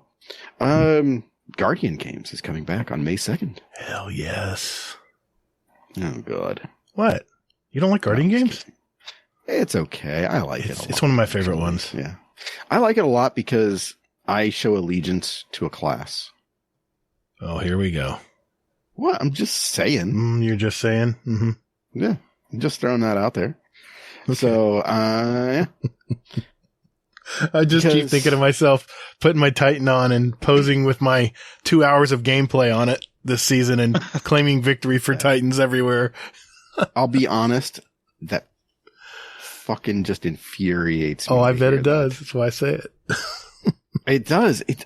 I don't know why it infuriates me so much, but I don't know. I think they should have like a playtime goal. You need to have at least like 7 hours for it to count. How about they just make you pick and you're locked in until the season's over? If you want to participate in any of the Guardian Games events, you lock in your character that you're going to represent. And you can play everything else with everything else. But it's like the special event areas, those areas for Guardian Games, you have to use what you locked in. Or what if they made you lock it in and then everything else that you played, so if you played on Hunter and if I played on Hunter and Warlock, it still counted toward my Titan. Yeah, doesn't count. It nullifies the playtime. Yeah, I think that would be the best option. Like everything idea. Just if I'm a hunter, I mean I can go do other things in the game, but everything's going right to my hunter. Yeah, you can jump on your Titan to get your pinnacles, right? But it still goes toward your the medals and everything still go towards your hunter. Yeah. Yep. That makes sense. Why not? But they haven't done that, so I'm going to grab my 1 hour of play Titan and claim victory for Titans. All right, maybe I won't. Don't you lie to me. I know good and damn well you will. Yep. All right.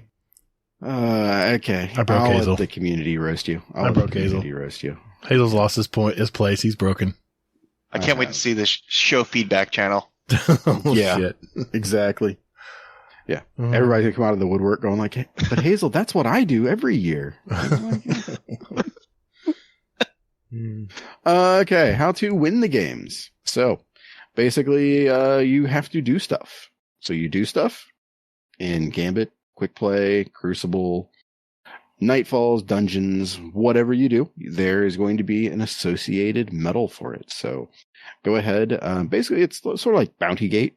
So go ahead, grab these bounties. They're going to have, a contender card for you. So you can go ahead and see, what you can do to get, to get the most bang for your buck.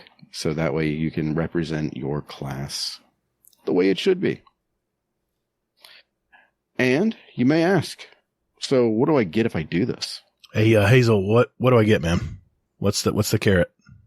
So the carrot is, the same carrot from last year. The title, Void SMG, is back, and it has Repulsor Brace with it.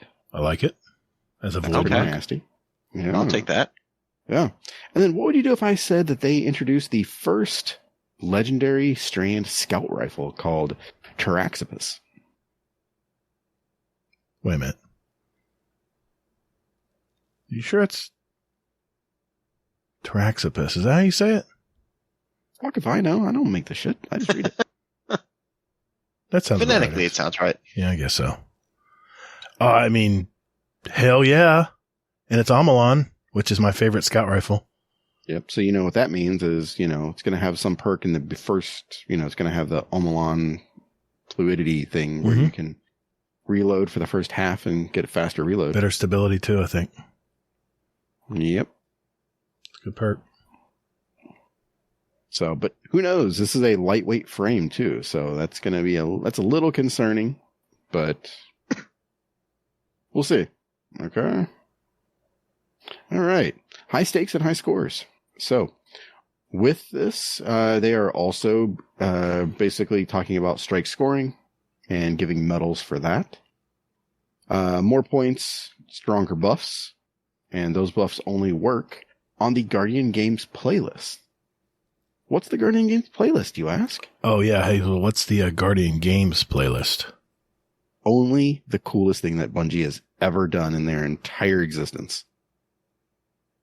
So, basically, they are going to group you per your class. Oh, hell yes. Okay. Not just in strikes, because last year it was just strikes. Right. Now it's going to be in Crucible too. Oh, hell yes. Oh, space magic for the win. This is going to be crazy. I'm loving this, man. 6 Titans against 6 Warlocks. Oh my God, all the mayhem. It's gonna be 6 Titans all with bubble, all standing next to each other. God. I'm already planning that. Well, what's the game type in Crucible, I wonder? What's the game type, you wonder? Yeah. Oh, good question. It's going to be Supremacy. Uh-oh. This is the old mode that new people have never experienced. And it's basically you shoot someone, they drop a crystal kind of thing, like an engram. You run up, you grab it, and then you basically you have to, I'm trying to remember, do you have to bank these? No, you just collect them. Onto it. Just collect them. Just collect them. You have to slide into them or just run over them. Yeah. And then, and then if you die, then it drops one for you. Yes. So you just won though. Yeah. Okay. Yeah. That was the part I got a little confused on. I was like, I don't fucking remember Supremacy at all. But yeah, that's all it is it's basically that. So you kill someone, grab their engram, and then you keep running on and killing people, trying not to lose your engram. All right. Excuse me for a moment. Warlocks, huddle around. Here's how we're going to do this. We're going to have a Speedy Gonzalez Blink type, 2 Warlocks in the front. They grab all the orbs, and everyone else sits in the back and snipes. Those Titans will come through those corridors and get their heads taken off. That's how you win the game. There we are. Carry on. Yeah, sure. Exactly what he said. Yeah, that'll work. Yeah. Until a Titan just comes through with a thunder crash and, or a That's why bubble. you blink. Not one thunder crash got me in Iron Banner this week because I just blinked up. Neat. Cool story, bro. All right, fine. Okay. So, what do you guys think of the armor here? The 3 sets. Danger?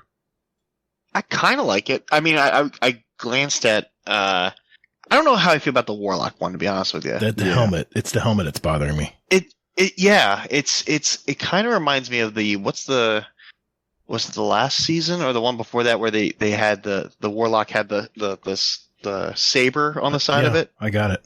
It kind of reminds me of that one. Man, that Titan armor looks badass. Yeah. Damn, Hunters. You always look good. Can't help it. I'm getting all three. Doesn't matter. I'm getting all three. Now, here's my question, Hazel. I don't know if it's said in here or not. Maybe you can answer my question. Last year, if I remember correctly, they had the sets you could buy in the store for Bright Dust and Silver. Or are you going to be able to earn this via the medals and all the pedestals and stuff?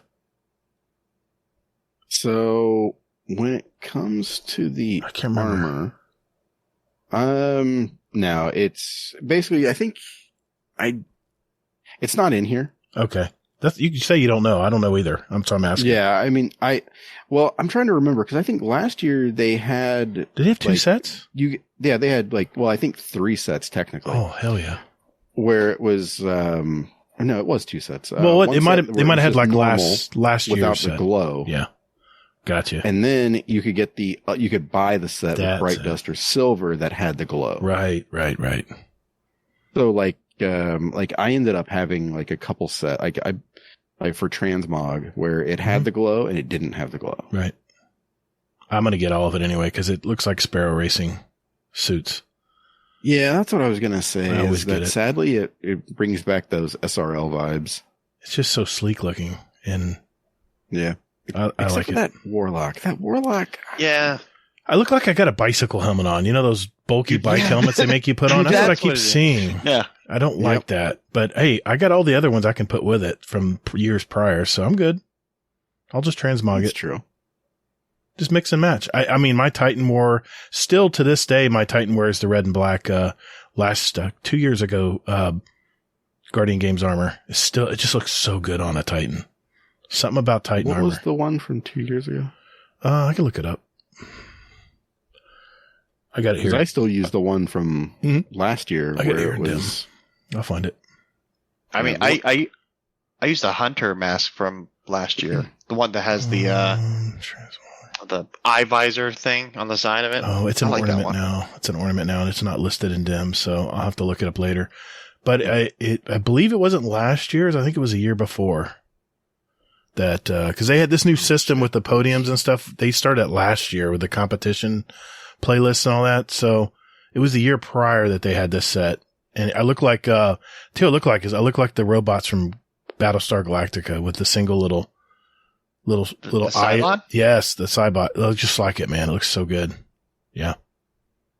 I'll put it on. I'll put it on, when I'm playing this season. Okay. Last year's armor, and I'll take a pic of it and send it in the Discord. I love it. It's my favorite set. So, okay. Just finishing up here with this. Not too much left. So with this, they're talking about the event card. So this is basically where you can go ahead. What I always tell people is just save your silver first until you look at the stuff and see if it's actually worth it that you want to buy it. This is basically Bungie's pass, so you can buy the seasonal, the extra seasonal stuff. Basically, usually it's an emote. Usually like a ghost shell. Yeah, ghost shell, an emote. What else? A sparrow, maybe.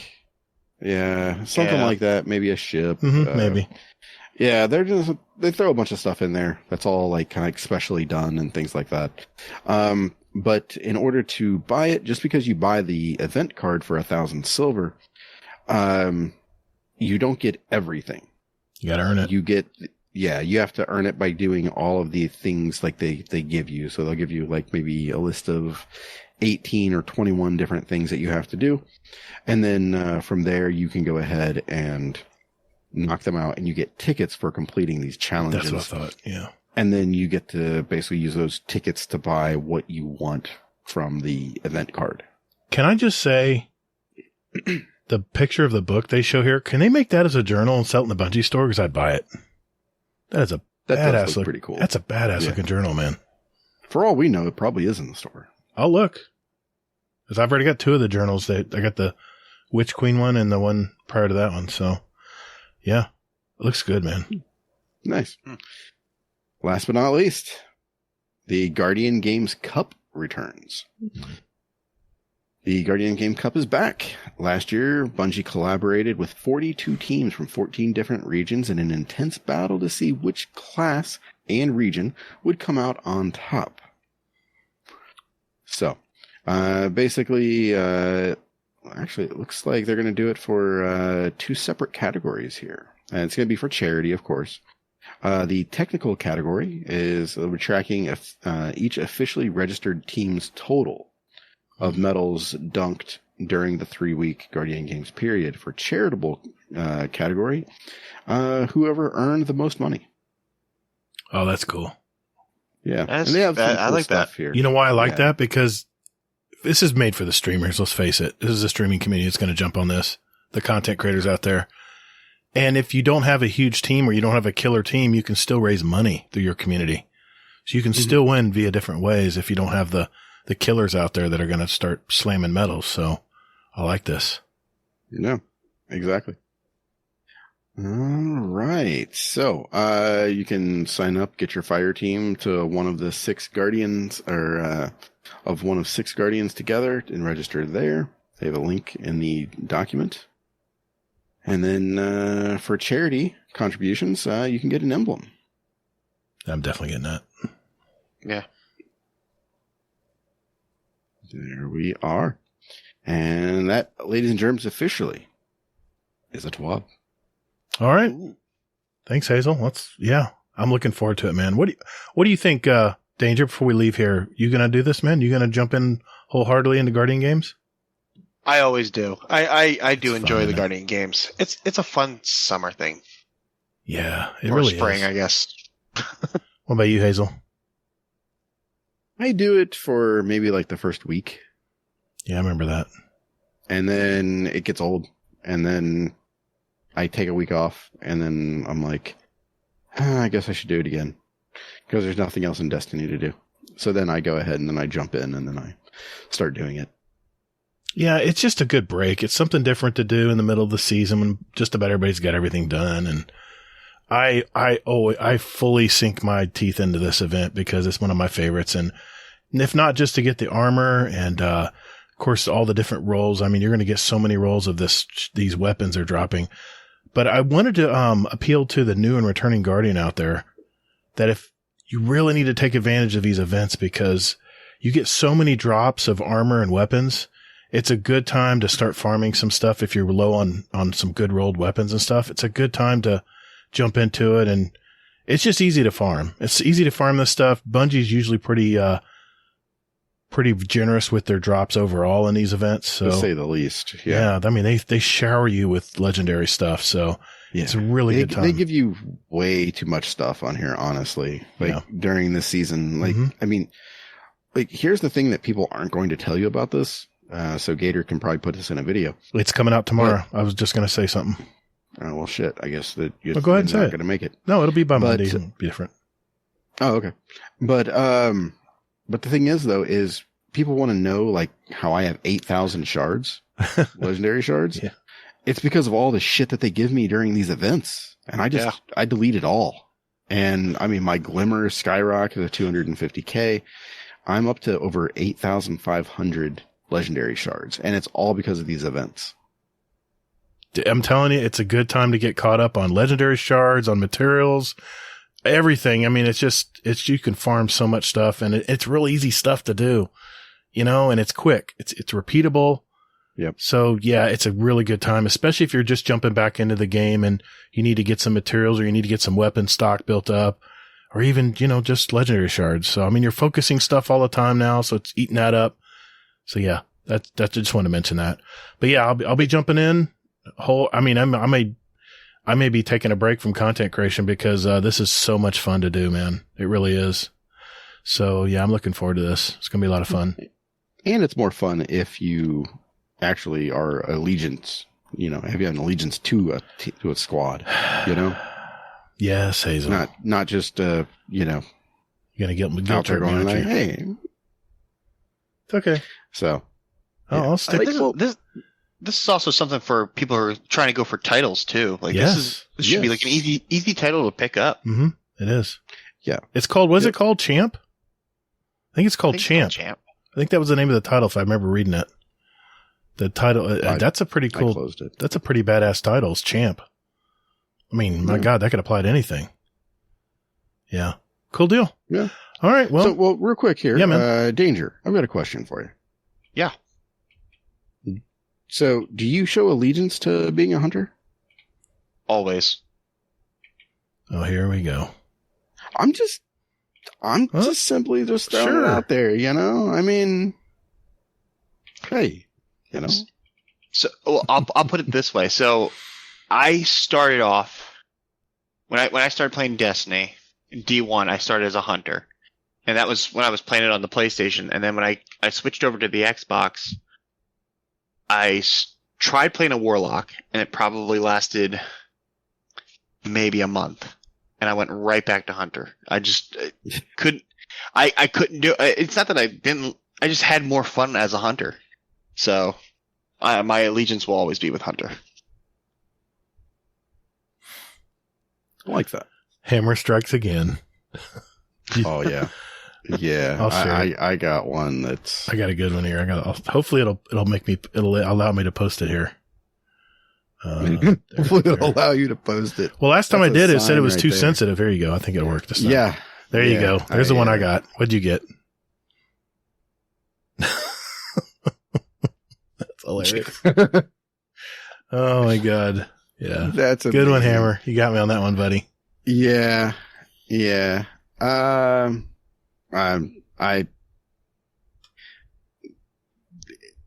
It's next level type stuff. It is. I don't know if I should really share it. Yeah, Hammer, I appreciate you. I love your sense of humor. Hammer, your sense of humor is exactly mine when I'm not here. Oh my God, dude. Oh my God. All right. Thanks, Hazel. Appreciate it, buddy. All right. We will be right back. Hang in there, guys.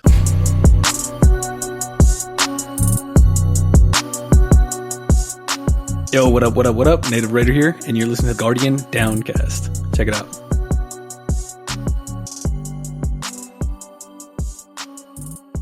All right, topic of the week. I got to thinking about this, and it's actually 3 topics in one. But, you know, we don't have to go too deep in the woods here, guys, but I just had these questions, and I wanted to start with Danger here, since we are towards the end of the season of Defiance. What's your overall take on season 20? I think season 20 it's probably more negative than positive, maybe. Mm-hmm. I feel like there was a lot of great intentions going into this season, and a lot of hype and everything like that, and then it just kind of fell short. And as the weeks progressing, there was the hype train continued of like, I bet you this is going to happen this week. I bet you this is going to happen this type of thing that makes sense. And it just, again, the weekly story mission after you complete the campaign just kept falling short, in my opinion. Like it would seem like it would build up to something great and then just stop. I mean, the campaign overall was fun if you did it on Legendary, but even then, just don't listen to the story part. It was a jumbled mess. Mm. Like I think to me, like my conspiracy theory for the season is that this is just like that opening campaign is the umbrella, and each little season after that is going to just touch base on little things here and there that reference either the campaign that you ran through, or somehow they're just going to pick like one little like insignificant thing and from the previous season just reference that the whole time. Mm. So like, maybe next season they'll talk about the Veil. Hopefully, maybe. Like, well, they're supposed to. Yeah, they're supposed to. Supposed to, but I don't have faith that they're going to do that. So, well, let me ask you this: do you think this season was a throwaway season? Yes, 100%. You were going to say something. I cut you off. Oh, yeah. I was going to say, I do think it's a throwaway season. Okay. Honestly. I think that has a lot to do with the campaign. I think, if they had stuck to one thing, like if they just did, Muna the whole time, or if they did, I don't know, Vale, or maybe the weekly stories just stick with Muna. Like, why do you have to do Kingsguard or Queensguard stuff? Mm-hmm. It didn't make sense to me. I felt like I was just jumping back and forth the whole time. Well, let's talk about the story here for the season, not the campaign. Okay. By the way, I did put a short out comparing Witch Queen's campaign versus Lightfall's, and the number one majority comment I got back on that video was Witch Queen had great story, gameplay was okay. Lightfall had a very ambiguous story, confusing, but the gameplay was phenomenal. You guys agree with that? I'll agree to that. Because I love playing the campaign on Legend. It was crazy fun. I mean, it was you had to work for it. I mean, it was not a gimme. Mm-hmm. I mean, there's several stories in there, and now we got the weeklies to replay it again. But would you agree with that, Hazel? It's going back here. I mean, I would definitely. I'm sorry. I meant to loop you back in. Yeah. No, you're good. But no, I mean, regarding season 20 being a throwaway season. Mm-hmm. It's the same thing for season 16 and season 12.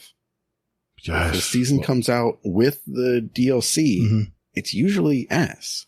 Mm. I mean, no, don't get me wrong. I mean, I think Bungie did. I mean, they completely shook up. I mean, I'm just trying to think here. So season 16 was Season of the Risen. That's when Shaxx went to the Cabal. So in Shaxx? a way we lost Shaxx, or not Shaxx, but Saladin. Oh, okay. Sorry. Okay. I was getting confused there. Okay. Brackus Forge. Gotcha. Yeah. So he went to them, and then what was 12? We lost Amanda. What was 12? Is that the one with the hunt? Was that the hunt? Yeah, Season of the Hunt. Yeah, that was a very lackluster season too. Yeah, that was the throwaway season. Had good weapons, but yeah, it did. Yeah. But yeah, so I mean, to me, the second season is usually the high point for me. Okay. Gator disagrees. He thinks the second season is usually weaker than the first. But I'm listening. But no, I just feel that next season I think is going to be the pinnacle for Season of the Deep. Yeah, Season of the Deep, and then season the next season after. I don't know. I mean, that one's going to be, better than Season of Plunder. I'll tell you that. But well, I agree. It was a throwaway season. I mean, what did we gain this season? What did we learn? Did you learn anything from this season? I mean, nothing. Why were they? Whoa. Hey, what did we learn? We learned that Bungie is not afraid to kill somebody. Okay, true. Yes, that was a shock. To me, it was anyway. When Amanda passed, I was like, what the hell? That was the best week of the story. I mean, not wishing that upon her, but it was the most surprising thing. But before that, why are the Cabal? I mean, why are the Darkness Cabal? Why are they capturing people? What are they going to use them for? They never told us. Are they using it for anything, or are we just capturing them to piss people off? Is this the way Xivu Arath continues to have us fight to power her worm up? I don't understand. And I'm not a lore nerd. I don't know any of the lore stuff on this. I try to read some of it, but I just, from an outsider here that doesn't know all the lore, why are they doing this again? They don't really explain it this season. Because they're the bad guys. Oh, damn. That was so dumb of me to ask. I apologize. Because bad guys. Got it. Damn. How did I miss that? Always. Shit. Well. XOXO Bife. You have something to add? You want to add something? Well, no, I just wanted to just throw that out there for fun. But I mean, but no, seriously though. I mean, to me, I think this season was more about Bungie trying something new. Okay. from a storytelling perspective, like, hey, how is this going to hit? And I mean, now I'm just hopeful that Bungie isn't going to pull any punches and that they're willing to sacrifice anybody in the next chapter and the next season. Like, hey, watch them kill off somebody next season. And we're going to be like, wait a minute now, what the fuck is going on? I mean, that's my hope for next season, is that we don't know what's going to happen. So I think Lord Silent predicted that Osiris was going to die, and the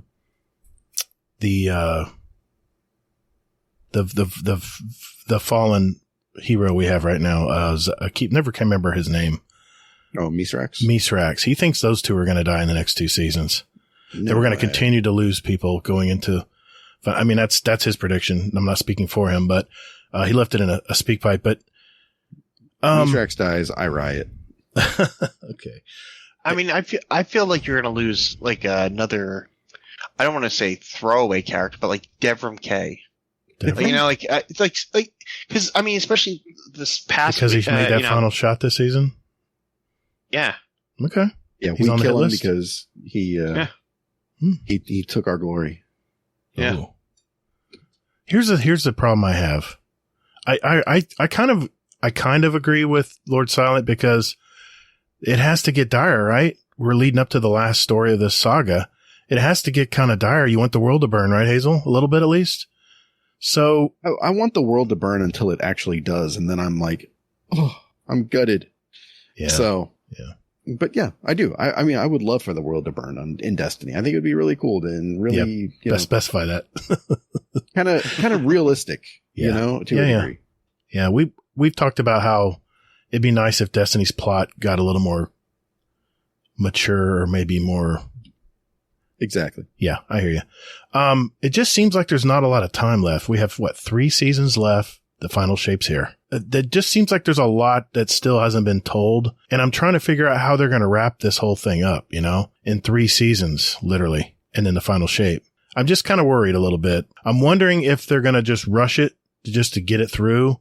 And it's going to be a big letdown, because Lightfall was a letdown to me. The gameplay, awesome. Story was a letdown. Yeah. So it can't be a letdown. I hope not, man. I really don't. I mean, they can't finish Destiny 2 on that kind of. No. I mean, you think about it though, they're going to have to raise a lot of hype or anger, or, anger at the story. Not because of the story, but maybe pissed off that someone died or someone prevailed or whatever the final shape ends up being. We're not speculating that. They have to get them fired up to jump into the next iteration, right? They have to carry it through. Something's got to wipe out like the entire Vanguard in like one season. And then we become the Vanguard. There is no Vanguard. But we just point ourselves to Vanguard. No, we wouldn't do that. Fuck that. We're too independent. Would you listen to me as a Vanguard? What? Exactly. All right. So, I mean, we got 3 TWABs left till season 21, right? What do you guys, this is my second part. What do you guys think what do you expect we're going to start hearing coming up in the next few weeks? Anything specific you think? Maybe leaning toward what this next season is going to be about? Anything? Danger? I mean, I think we'll probably start learning a little bit more about what the next season will be about. I hope. See, I don't know. I feel like this past season has just been so disjointed, in my opinion, that I agree. It's hard. It's hard for me to tell like what direction they're going to take, and I don't know. Mm-hmm. I don't know what makes the most logical next step. Okay. Yeah, I can understand that. I definitely can. But I don't know. I mean, I kind of liked what they did, where, you had to go out and, see like there are stakes elsewhere. It's not just on Neomuna and us just going like, hey, I'm on Neomuna and I'm shooting shit. Yay. But it's actually that, hey, there's shit happening at home too. Mm-hmm. I don't know. We'll see. I obviously, I think it'll probably be, I'm trying to think about it. They really have not been revealing a whole lot season to season in the past, have they? No. It's kind of almost been like the week, like the Tuesday before the next season rolls around or something. That's when they put out some kind of Vidoc or some kind of, trailer or something, and that's it. And maybe that's all they have time for now. I don't know. But I know I heard Vidocs are expensive and take a while to make. I get it. You know what I think next season is going to be about? And I want to hear what you guys have to say too. I think they're going to finally wrap up Xivu Arath. I think it's going to close out whatever we have to do to conquer her.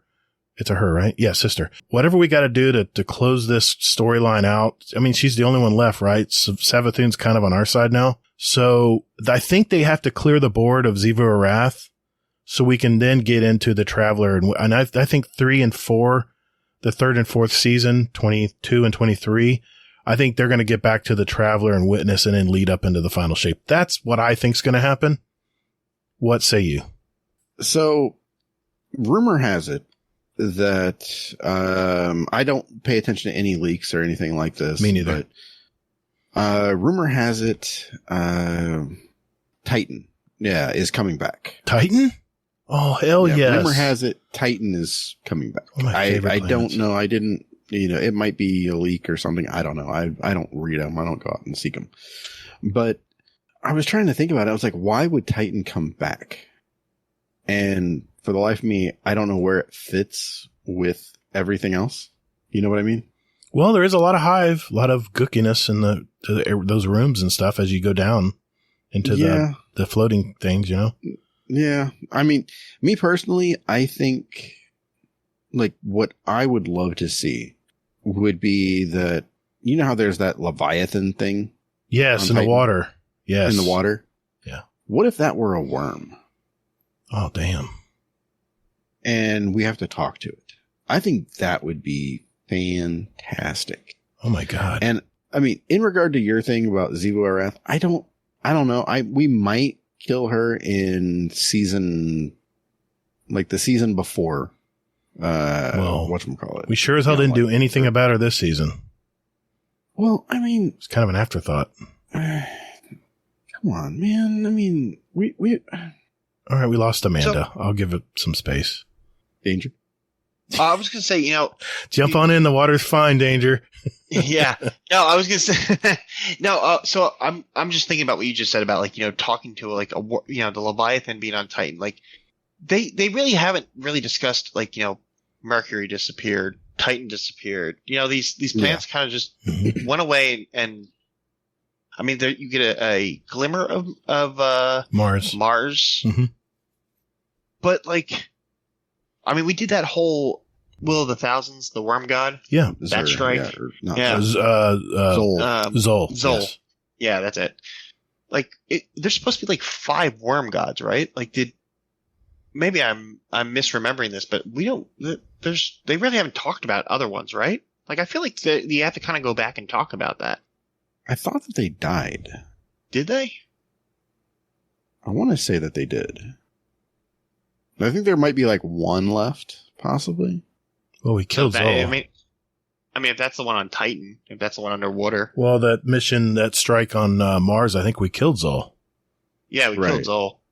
But here, what if, oh shit, Spinful. What if the worm talks to us telepathically on Titan? We just start hearing voices. Holy shit. That'd be a really cool way to start it out, though. That would be awesome. Wow. Okay. I'm just throwing it out there. Yeah, no, I agree. I don't know where it's going to go. I mean, we're totally speculating here.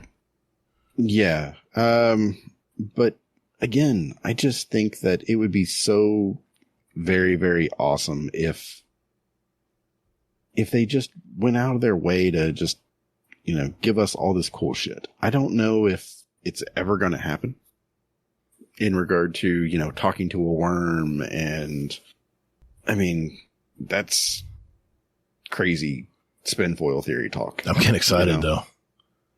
I feel like I'm talking to the Spinfoil Theory podcast right now. I need to have them back. They need to clarify some stuff for us. I just think the problem though is the stuff we're going to come up with is probably infinitely cooler than what we're going to get. Yeah, it's always the case, isn't it? That's my fear. Well, maybe that's because our wild imaginations maybe are hard to put into code. We don't do the coding and all that stuff. So maybe some of the wild shit we're talking about. 6 months to do it. Too. I know. That's the shit where it's maybe they can do an an ink thing, and I would take it. I love the ink stories, the ink blot stories. I love them. Yep. It's like Draw My Life. It's cool. Do you think Asher Murr's going to come back at all? Asher Mir? We kind of saw an image of him, in the that exotic mission. Yeah. That would. Yeah, but I was gone too. Vexcalibur. So right, that's what I meant. Yeah, you saw just like little haunting faces of him. Yeah. I mean, I think he has to come back, and I mean, then he can lead a section of the Vex, and we can, we've got the Fallen, we've got everybody. We're gonna hold hands, sing Kumbaya. I mean, unless he's the one that we hear telepathically and getting the planets back. Like that's part of the whole mission. Is like he's the one talking you through. You know what I mean? Like sending you decoded messages. Gator, what do you think of that? Like the next seasons are about us like reclaiming the lost planets. Oh my God. I don't know if Bungie's that ambitious, man. That's very ambitious. Like the New Light story. You do some activities and the planet just appears. You can go visit it. Oh man, that's a great idea, Danger. I don't know. That would be bad. That'd be pretty cool. That'd be We're cool. claiming it back, right? From the darkness. Yeah. That's pretty bold saying that we can do that ourselves, but as Guardians, but we are paracausal, so who knows? I mean, if Asher Mir's still alive, I mean, I'm thinking there's got to be a way to he talks to us or something, and then we have to go back and claim those planets back. I keep thinking of my Asher Mir impersonation. That's what I was writing down. I'm going to put that in the closing. I love that. That's one of my favorite impersonations because I'm old like him, I guess. I mean, that would be really good. I mean, Hazel says the second season is always the pinnacle one, so maybe he's right. I don't know. Somehow I see we've been talking about Ziva Arath. I think, like Amanda, God rest her soul, it's just time to get her out of the equation where we can focus on where we're heading, right? You're not wrong. I mean, I think that... Wait, can you get closer to the mic when you said that? I didn't hear you. Well, I mean, Zivu Arath is basically like... The God of War. She's just... It's like...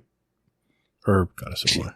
She's just sort of like a wasted character. Yeah, we don't know much about her. I mean, other than the Book of Sorrow talks about her, but... Well, we've got, through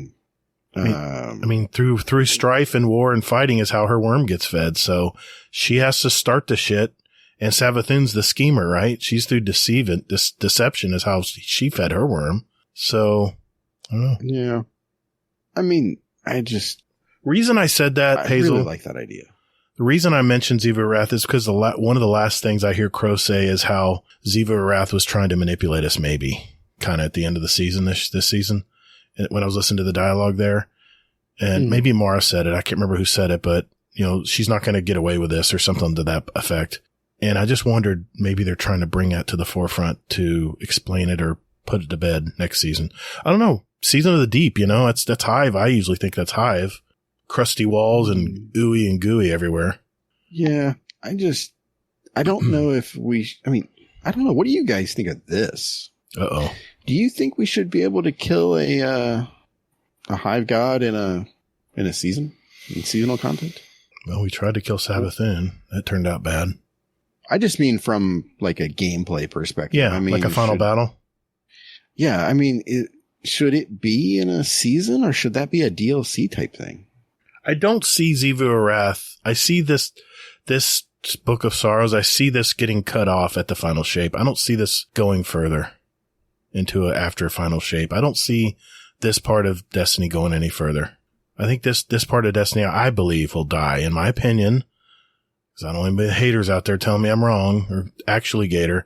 No, I mean, I think it's gonna literally close the book on Book of Sorrows with this saga, Light and Dark. I don't know. What do you think, Danger?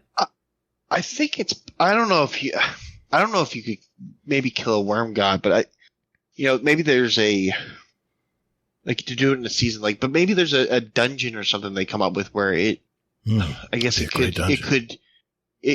maybe maybe it gives you the idea that it's possible to kill a worm god or a hive goddess. Let's think about this. Next season is revised raid, then the following season's dungeon, right?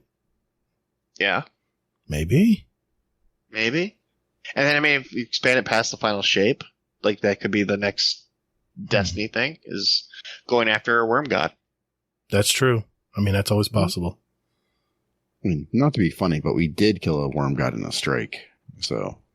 Well, yeah, we did. Yeah, that's true. Mm-hmm. Unfortunately. He was pretty easy to kill, if I remember correctly. Yeah. He felt like a stack of books. Yeah. All right. I know. I didn't want to go too far in the woods. I was just curious about just like from a gameplay perspective. Yeah. I mean, should that happen? Like another Zol strike or dungeon even. Yeah. Except this time it kicks our ass. And it, even though it spews fire and misses like a million miles away. I don't know. That would be, I'd play that. I would play it. I think you could do it. I think you'd have to do a dungeon similar to like Duality, maybe. Where it's a little more intricate than Spire.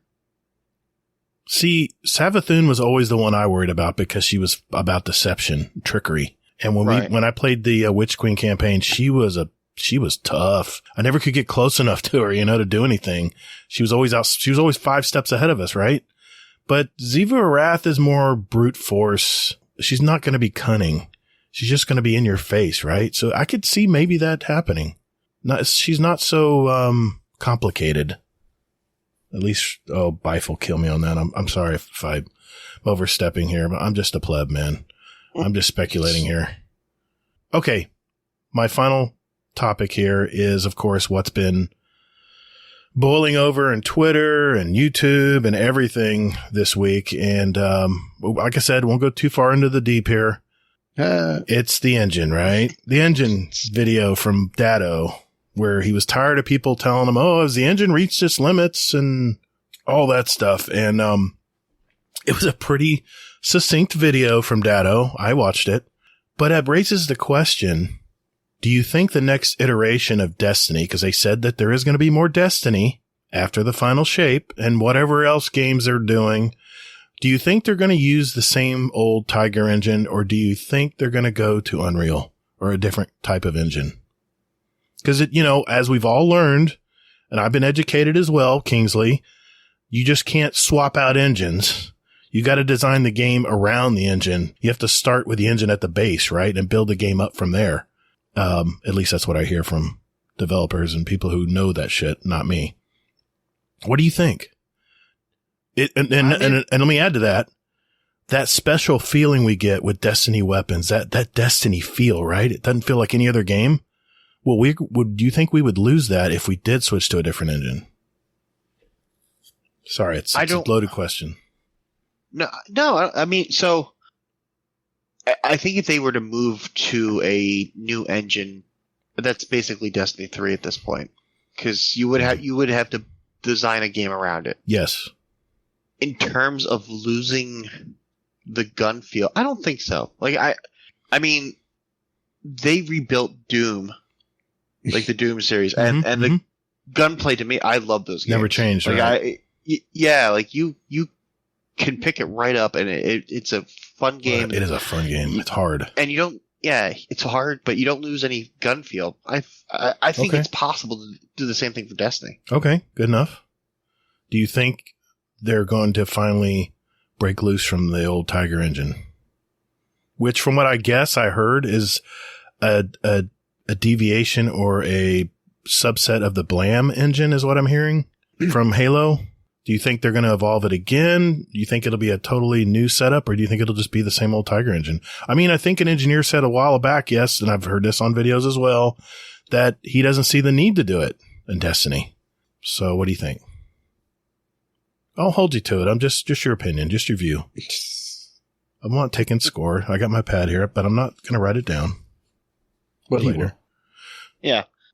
What you say can and will be used against you. I plead the fifth. I know. It's okay, Danger. I'm pleading all the amendments. No, I don't think there's I don't think they're going to switch it out, to be honest with you. Destiny. Like I said, okay. Yeah, I think they're just going to stick to what they have and they know works. Okay. It's just a matter of maintaining it. Or maybe like they did with Beyond Light, right? They didn't change the engine, but they kind of evolved it a bit, right? Added some extra polishes and stuff to it. Yeah. Yeah. I mean, they cut down the game size, right? That was big. Even though they cut some of the game out, but I won't go into that. I'm not bitter. But Hazel, what's your take, man? What do you think? I think if they reset my shit, I'm out. All right. Just assume they bring it over. Assume they create a database. No. You want to start fresh or you don't? They can't. I mean, Bungie has painted themselves into a corner, basically. Mm-hmm. Yeah. I mean, are you really going to do another 0-hour strike so you can get the... Just let me bite off the wall. I'll bust my ass to get the currency. So, I mean, but do you see my point? Yeah, that's painful to even think about, actually. Yeah, exactly. But what if it's not a 0 hour? Maybe it's a whole other strike or whatever mission. How many times are you going to do the same Never mind. thing? I'll take that back. Never mind. I forget I said that. So let me ask you this then. So last night when I was talking to Potato Thumbs, Panda had asked a question like to take encounters from different raids and build your own raid. Ooh. Would that be acceptable in Destiny? Like if they were keeping the same servers, like just taking bits and pieces here and there, and building something new with it, as opposed to just just putting a fresh coat of paint on, Spire dungeon and it's a whole new dungeon, but it's the same thing. Like same mechanics. Now I'm going to clarify here. Are you asking if players can build their own dungeons, or are they going to do it? Are they going to do it? Oh, okay. So cut and paste. What's the term, Hazel? Control what? Control V? Control C, Control V. Yeah. I'm not good in that lingo. Yeah. I don't know. See, there's so many factors here, man. And I'm going to go out on that, but I want Hazel's opinion here. What I'm not holding you to it. I'm not nailing you to the wall. I just want to know what you think. So in regard to your question about, could they do Control C, Control V on a raid, with the same encounters, that kind of thing? No, it'd be different encounters. So like, let's say they mixed and matched it. So you're doing a raid where it's the first encounter from Vow. Then you're doing the Moonwalk or the Taniks encounter from Deepstone Crypt. Mm-hmm.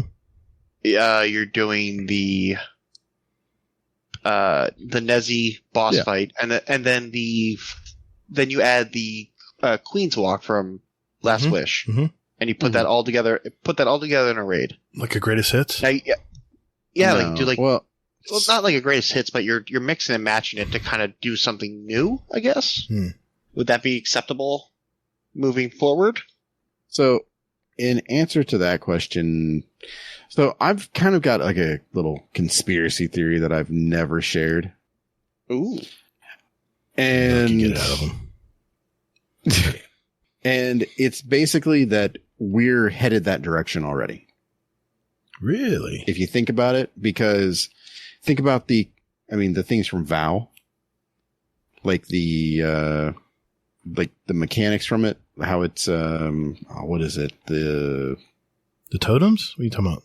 No, I'm talking about like the relics. Oh yeah. Yeah.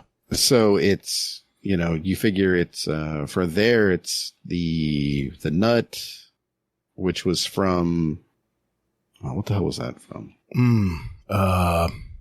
Basically it's like that they're already taking stuff from other like the Aegis raids. from first Vogue. raid from Vogue. Yeah. Yeah, exactly. So they're taking all this stuff from all these other raids and they're doing that already.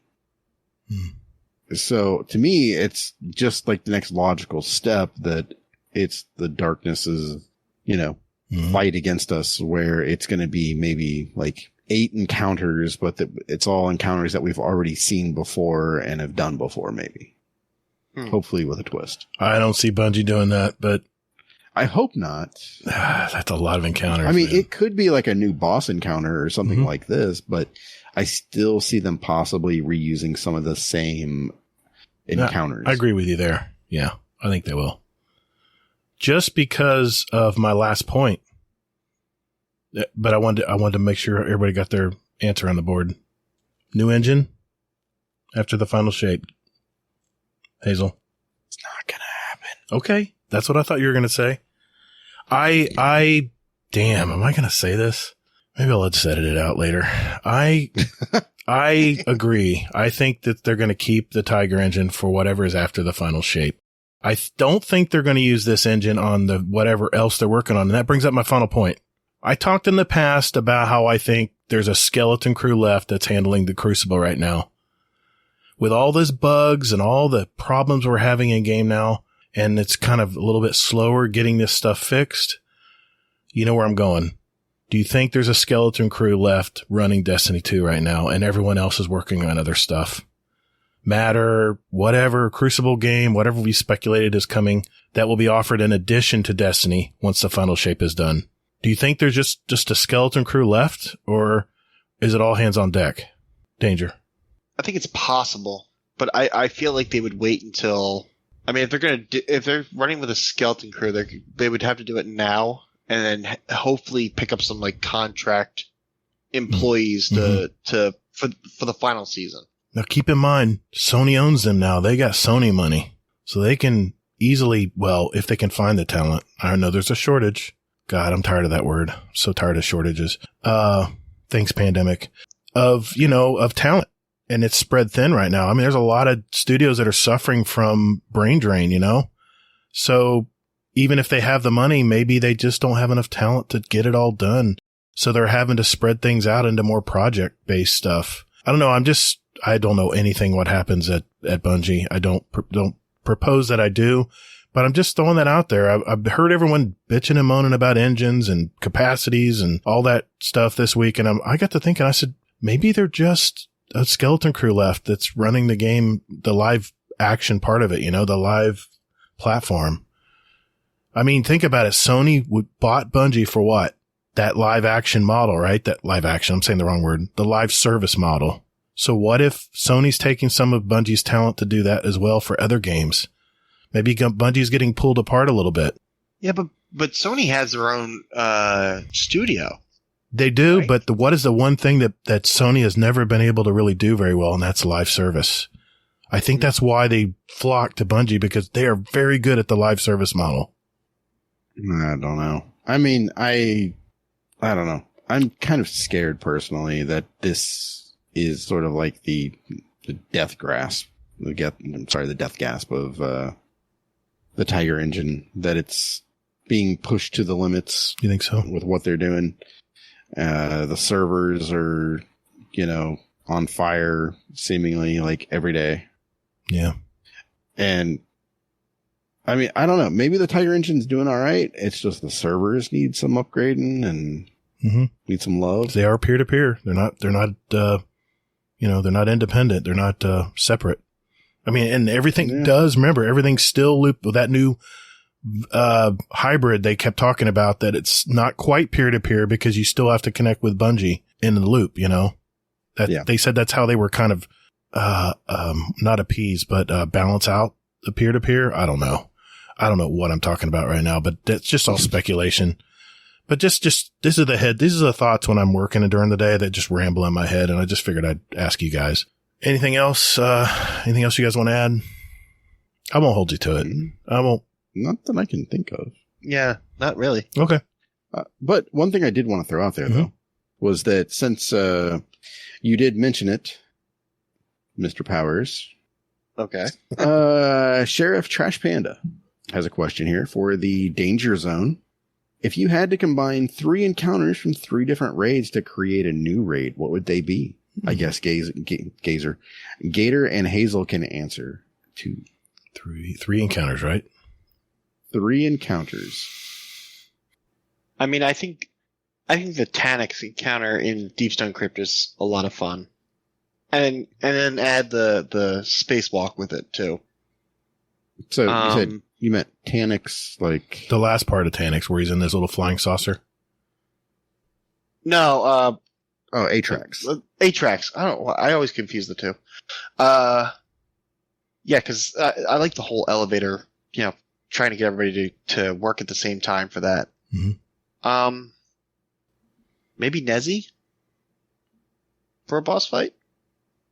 And then, yeah. Nezzy the dad bod.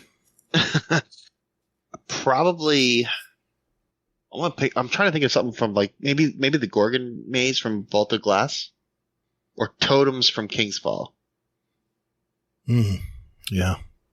Probably Totems. I'll go with Totems. I like Nezzy. I don't think he'd be a final boss though. I think he'd be one of the first, maybe the middle boss. I think we would start out probably, now I know it feels like springing questions on you when you haven't been able to think about them. Shit. You can say, thank you, Panda. Thanks, Panda. I still like the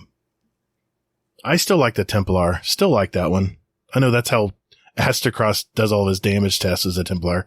I would start it with a Templar, then maybe, go down into the maze in the Vault of Glass, down into maybe a Nessie situation somewhere, maybe down in the bottom swamp areas down there, maybe. I don't know, something like that. And then finally, I just love Oryx, man. That's my favorite boss. Maybe finish with the Oryx encounter, not the sisters, just the Oryx. Take care of the ogres, ignite the bombs, DPS. That's my answer. New or old Oryx? New. The new version. Okay, well, in no particular order, I would go with the third encounter from Val, where everybody has to do something. I would say the last encounter from Garden. Oh, yeah, I forgot about Garden. Yeah. Where you have to basically, you can rebuild the ground. You can, there's a lot to it. In case you can't tell, I love mechanics. And then, how about the Witness? Or the what do you call it? The Witness is, the end of the vow. Rolk.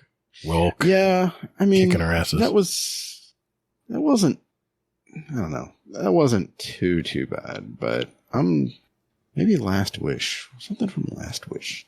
The vault encounter from Last Wish. Oh, okay. Ooh. In Queen's Walk. Yeah. Nice. Okay. Any other questions for, Danger? Oh, there are a ton. Oh, okay. We'll just have to get to those. All right. Good. Thanks, gentlemen. I appreciate you, keeping your minds open and going into this conversation without being prepped. I'm sorry about that. I didn't mean to throw you guys in the pit here, but I just wanted to know your honest opinions of it. So, all right. Well, speaking of questions, that means it's time for our Discord and SpeakPipe questions. We'll do that right after this.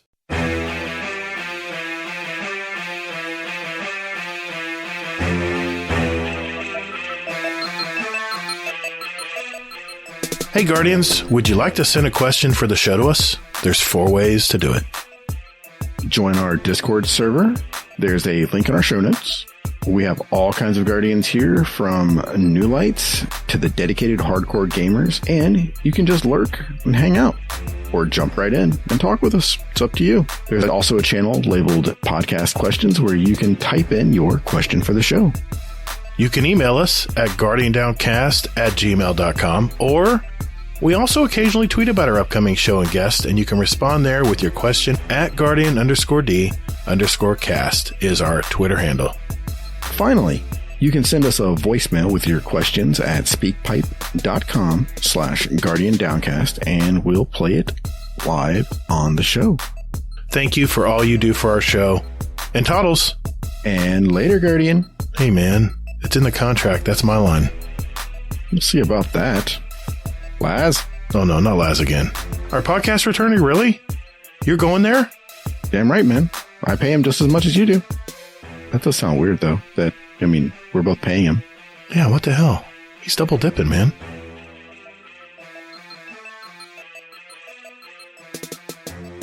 All right, ladies and gentlemen, it's that time of our show where we get questions from you. Yeah, you guys. Yeah. So if you have a question for us, send it to us in our Discord. We usually have either a question for an actual show if we have a guest, or just general questions, Destiny questions you can put in our Discord. And don't forget those speak pipes, speakpipe.com/GuardianDownCast. All right, I'm going to start out with a speak pipe, and this is from Chappers. I hope I said that right. One of our new UK members. Here we go. Hi, guys. It's Chappers here. My question is, what raid do you like the most, and what do you like best about it? What raid do we like the most, and what is we like about it? What do we like about it? Danger, you always go first, buddy. I'm going to say Val. I think what I liked the most about it is the fact that it was like the first raid in a long time where everybody had to be involved. Mm-hmm. It wasn't a raid where somebody could just sit and add clear or just, get carried through the whole way. Mm-hmm. Okay. Hazel, what's your take?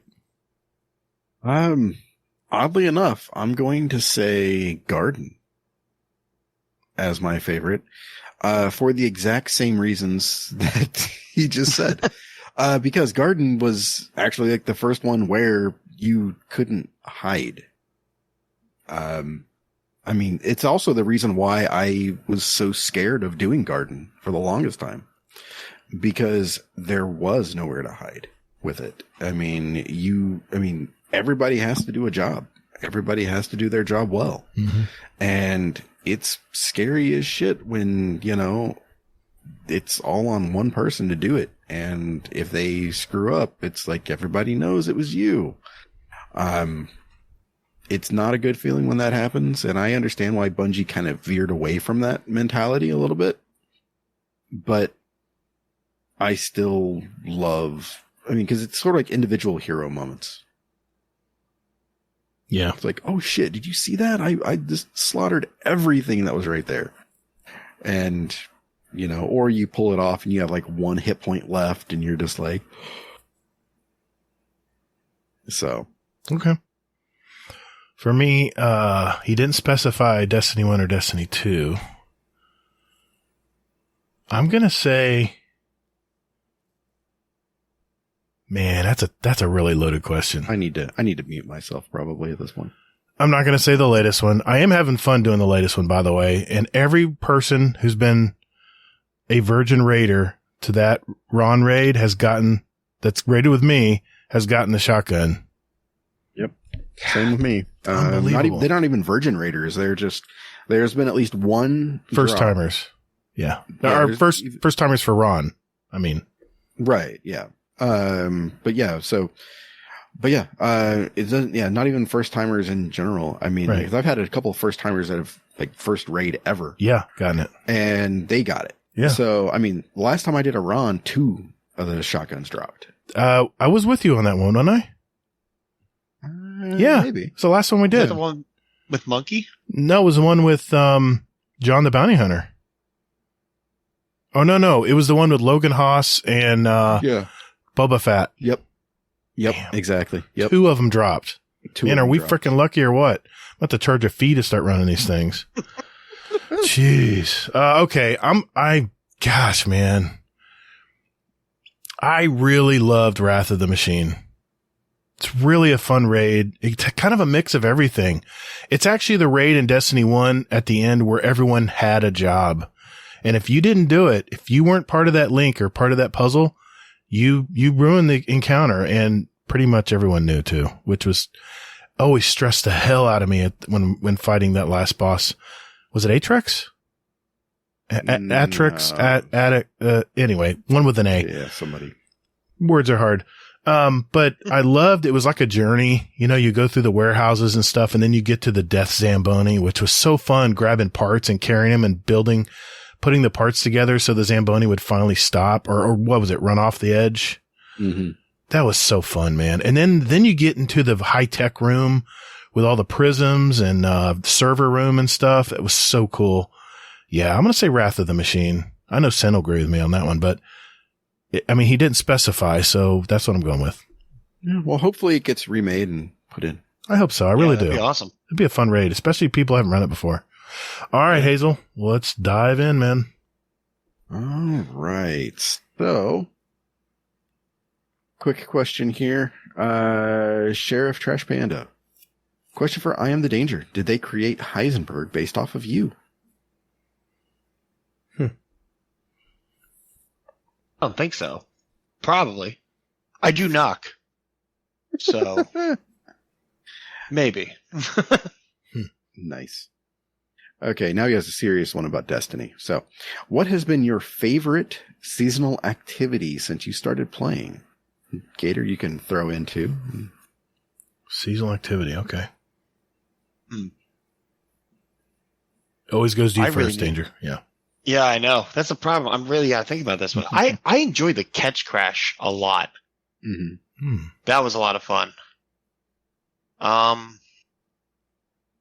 Black Armory, that was a lot of fun too. I'll probably go with catch crash. Yeah, see, I was going to go the Armory. I love jumping into those 3 people, killing the bosses and getting the final boss down. And then, working towards those weapons. That was one of my favorite seasons. What was that season called? Was it Season of the, wasn't Armory, right? It wasn't Season of the Armory. No. Shit up. Season of the, it wasn't the, it wasn't the, Drifter. Or was it? No, that was... It was when Ada 1... Season of the Drifter. It was when Ada 1 first came to the tower. Remember they had that puzzle we had to solve that no one figured it out? Very few people did. They finally figured it out, but remember they forgot to put something in the puzzle and people were like, what the hell, Bungie? Forgot to enter something in the damn puzzle? Yeah, that was great. I honestly don't remember what that. That's all right. Don't worry about it. No one cares. This Go is ahead. Gonna annoy me. Season of the Forge. The Forge. Yes, I love that season, man. They still have some of the Forge weapons. I won't get rid of them. Okay. What about you, Hazel? And I'm gonna be that guy. I'm gonna say Menagerie. That's actually a good answer, man. That was a good activity. Seasonal activity. That was so good. Very ornate. Very, yeah. That was so good. That was fun. Good weapons, too. Had a variety of everything. For anybody who didn't play it, it was like everything was different every time. I remember that. Yeah, it's like a flip of a coin what actual boss you would get. Mm-hmm. Nice. Well, the bosses, I think, were the same for the week, but I meant the majors moving to the next encounter, yeah. Yeah. Okay. All right. So, there we are. Okay. All right. Belle is sort of calling you out here. So, question for Kenny Loggins. Why are you amazing?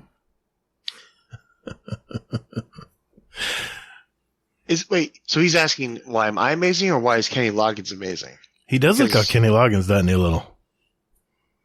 I mean, Kenny Loggins is pretty damn cool. I don't know, because I go to the danger zone. Oh! Look at that. He set you up and you knocked it down. I got it. And he has a follow-up here. Now, this is the part where he calls you out because good luck with this. Gator, you can feel free to answer and so can I, but I don't think I will. Follow-up. If you were able to develop a new class of Guardian, what would it be?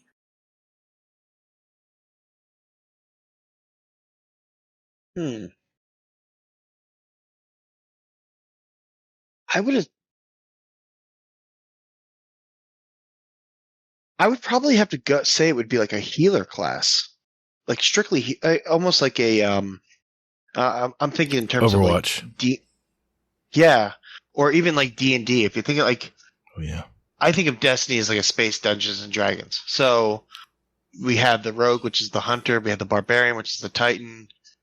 The sorcerer is the warlock. Yeah. So obvious next step would be a healer, like a cleric or something like that. Yeah, probably a healer. Yeah, I'll plead the fifth. Yeah, same. Nope. Okay, well, you did mention D&D, so I've got a follow-up here for you with D&D. Question from Mohawk Angel. Question for Ranger Danger. If you could have any piece of armor for your Ranger, what would it be and why? For my Ranger from Destiny, Orpheus rigs. 100% for my Ranger character. Just to be able to shoot 3 void shots. That'd be great. Nice. Let's go one more. No, I'll grab a speak pipe. Okay. So, all right. So I want to apologize to everyone going forward from this because we've got one more question here, a couple more Destiny questions, and then it's all about food. Brace yourselves. So, yeah, this is going to be the hungry episode. Okay, so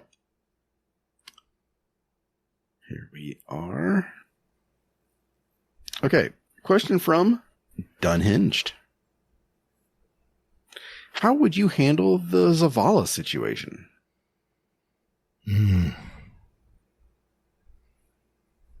Does he mean like the... I think he's talking about the voice lines in the future. I mean, as terrible as it sounds, I don't know how this would work out. I don't know if you need a permission from the family, but I feel like there's enough words already in the system, like in the server, that they could probably build dialogue from that. Yeah. But, yeah, it's probably the only way I could. That or they kill him off. AI it. Okay. Or something. Yeah, like create a soundboard with sounds like Lance Riddick and just create something out of that.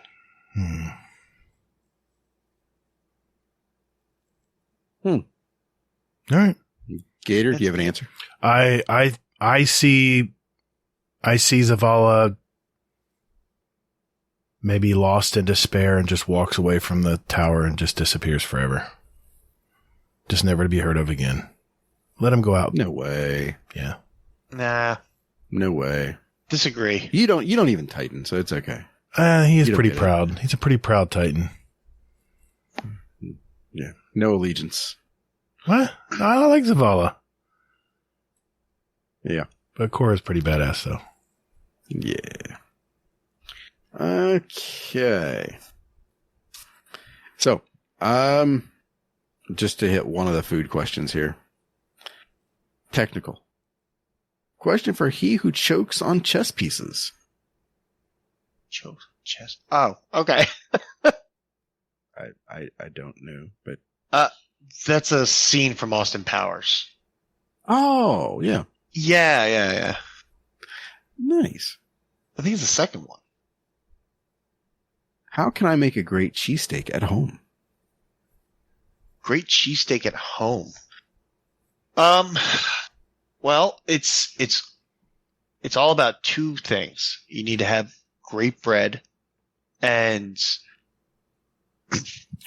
see, and this is more of a personal thing. For me, a cheesesteak, it's got to be very thinly sliced ribeye, and you grill it down. Just use salt, pepper, a little oregano, a little garlic powder. Okay, cook it up. To stop this. I'm getting hungry, dude. He said prime rib. He had me. Yeah. Just slice it down, get it nice and thin, cook it, chop it up, add your cheese of choice. Personally, I like provolone. Yes. Take that long hoagie roll and just make a teepee with it over the meat and the cheese. Let that cheese melt. It's going to steam up because the roll is right above it. Yes. And you just take your spatula, get right underneath of it, flip it over. You got yourself a sandwich. Oh, man, that sounds good. That is a way to cook it, man. Okay, Damn. so quick follow up here. So what experience do you have with cooking? What experience? I graduated from culinary school a very long time ago, and worked in restaurants for 17 years. Started out as a waiter early on, and then I moved into the kitchen, and then I worked my way up to like an executive chef / general manager position. Nice. Okay, so that's the reason why he has quite a few questions about food in here. So we'll see. Let's grab a speak pipe here. This is from High Tech Turtle. Actually, played some Gambit with this guy. Nice guy. Here we go. Hey, this is High Tech. I'm fairly new to the Discord, and I love the community so far. And my question for the show, I think, would be, do you ever wish Bungie would go back to the creative games like Griffball or Juggernaut like they had in Halo? Or do you like the more serious approach they're doing with Trials of Osiris and Iron Banner? Personally, I would like to see a return of some of the more silly game types just to kind of play along with friends. But let me know what you think. See you guys. Yeah, that's a good question. I wasn't a big Halo player, but yeah, I know Griffball. What do you think, Danger? I 100% agree that they should bring it back. I loved playing Griffball on Halo. Yeah, I mean, I don't know. Are they able to use Juggernaut and Griffball since another company owns the rights to Halo now? We used to make Griffball. Yeah. So I wonder. I mean, I wonder how they could spin that into Destiny. But I would love to see that come back. I mean, serious ones are fine, but every once in a while, you just gotta like let loose and have some fun. Hazel? Yep, I agree 110%. Yeah. I mean, give us some fun stuff, you know. I mean, you know, Trials is fine and well and all, but, you know, let's get some fun stuff. Make a playlist, yeah, in the Crucible. There you go. Yeah. No, I mean, that's not Bungie's style at this point. I think Bungie would make it more of a, like a weekend kind of thing, maybe, or something like that. Yeah, I got you. We used to have too much fun when Bastion was around before Destiny went away. The big, huge Bastion map. We would group up and play Griffball with grenades. And let me just tell you, don't ever play Griffball against Ninja Muffin. The woman is freaking accurate with her grenades. Yeah, let's just leave it at that. But yeah, I had good times playing it, even though it wasn't, you know, wasn't a serious game. I wanted to go play Crucible, but actually once I jumped in and started goofing off, it was a lot of fun. So, good question, High Tech Turtle. Thanks for sending that in. Let's go back to Discord. All right. Here we go. Okay. Bell asked, when are you going to play Titan so we can be helmet buddies? Well, Bell, I've got some good news for you. I started my Titan today. So, we'll see. Maybe soon. It's a little clunky. I'm still getting used to it, but we'll see. Nice. Titan's fun. One tip I would give you for Titan and the hunt and the jump is basically like put on strafe and just use strafe. Okay. I don't think I was using strafe. The forward movement is bouncing fantastic. Yeah, I was bouncing all over the walls today, so it was a little difficult. Yeah, strafe is life. So, all right, here we are. Okay, if you could name an exotic armor piece, what would it be? Follow up: would you name it Raph? And that be the one you throw out? Ooh. If it was named Raph, no, I would not throw it out. If I had to name it, what would it be? It'd probably be... I know. Naming stuff on the spot sucks. Yeah, how do you come up with no something? prep. I haven't... I have an idea what it would be like. It would probably be some sort of exotic arms. Probably, I don't. Maybe call it the Haymaker or something like that. Ooh, big fist. Something. Yeah, like something for punching and causing a lot of damage. Nice. I still need to make a scorpion one. Get over here. Then bash him in the head. Yeah. Well, I mean, it's kind of reverse scorpion now, but. Yeah. What? It's like, that, I'm coming through. That's true. That's right with Strand. Yeah. Yep. Gator, you want to name an exotic? No, I won't bore anybody. I'm not creative. Very technical. I don't know if I would. I already kind of said something. There we go. You're technical. I don't know what I would name it. Yeah. All right. So now enters the food portion of the show. Mr. Monkey. Question for Danger is my middle name. Close your eyes. Gator and Hazel have just fallen out over some buff the warlocks are getting announced in the Big Twab. You need to cook them a 3-course meat, 3 courses to return harmony.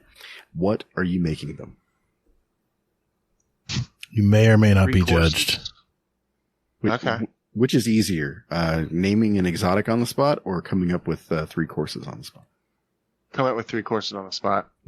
I think I already know what I'm going to do. All right, so because this is we're going to do family style. That's what we're going to do. So it's going to be Italian. I'll probably cook you rigatoni with my Sunday sauce. So that's going to include braised short rib, sausage. You had me at that.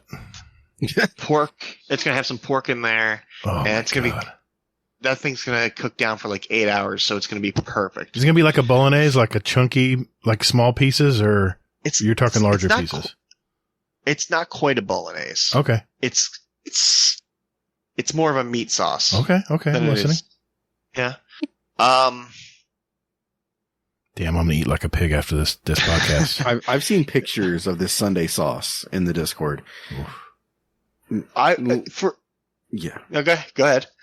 No, I was just gonna say that if anyone is not in the Discord and they want to see a picture of this, they need to get in the Discord. Why the hell aren't you in the Discord?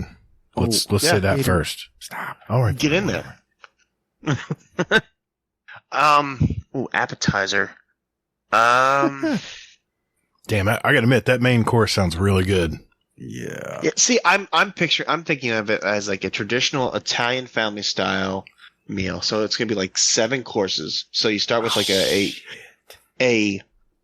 like maybe just like a first course is just like some like almonds, something small, just to get the palate going. Cleanse palate. Yeah. Then you're gonna go to kind of like an appetizer, so maybe like a bruschetta, maybe just like some sliced meat, like prosciutto and some cheese or something like that.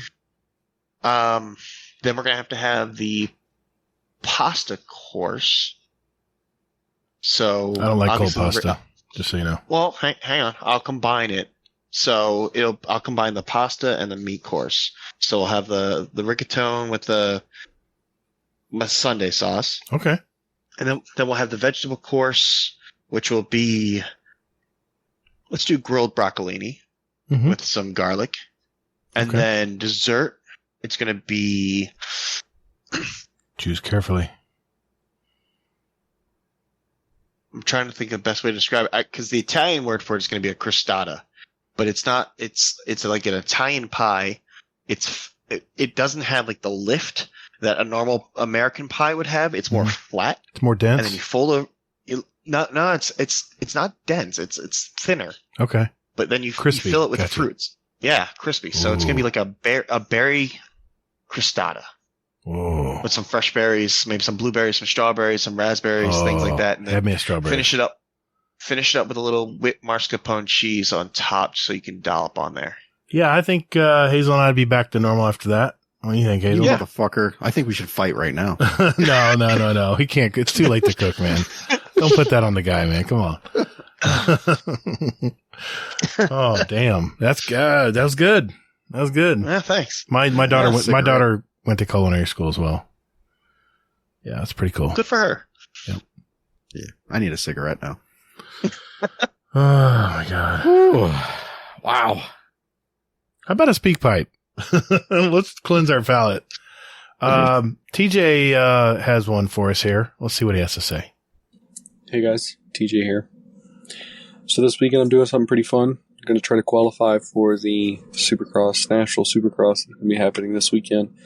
Doubt I will. Out of usually about 100 people, only 40 of them qualify for the night show, and then if I can qualify for the night show, I would just be happy.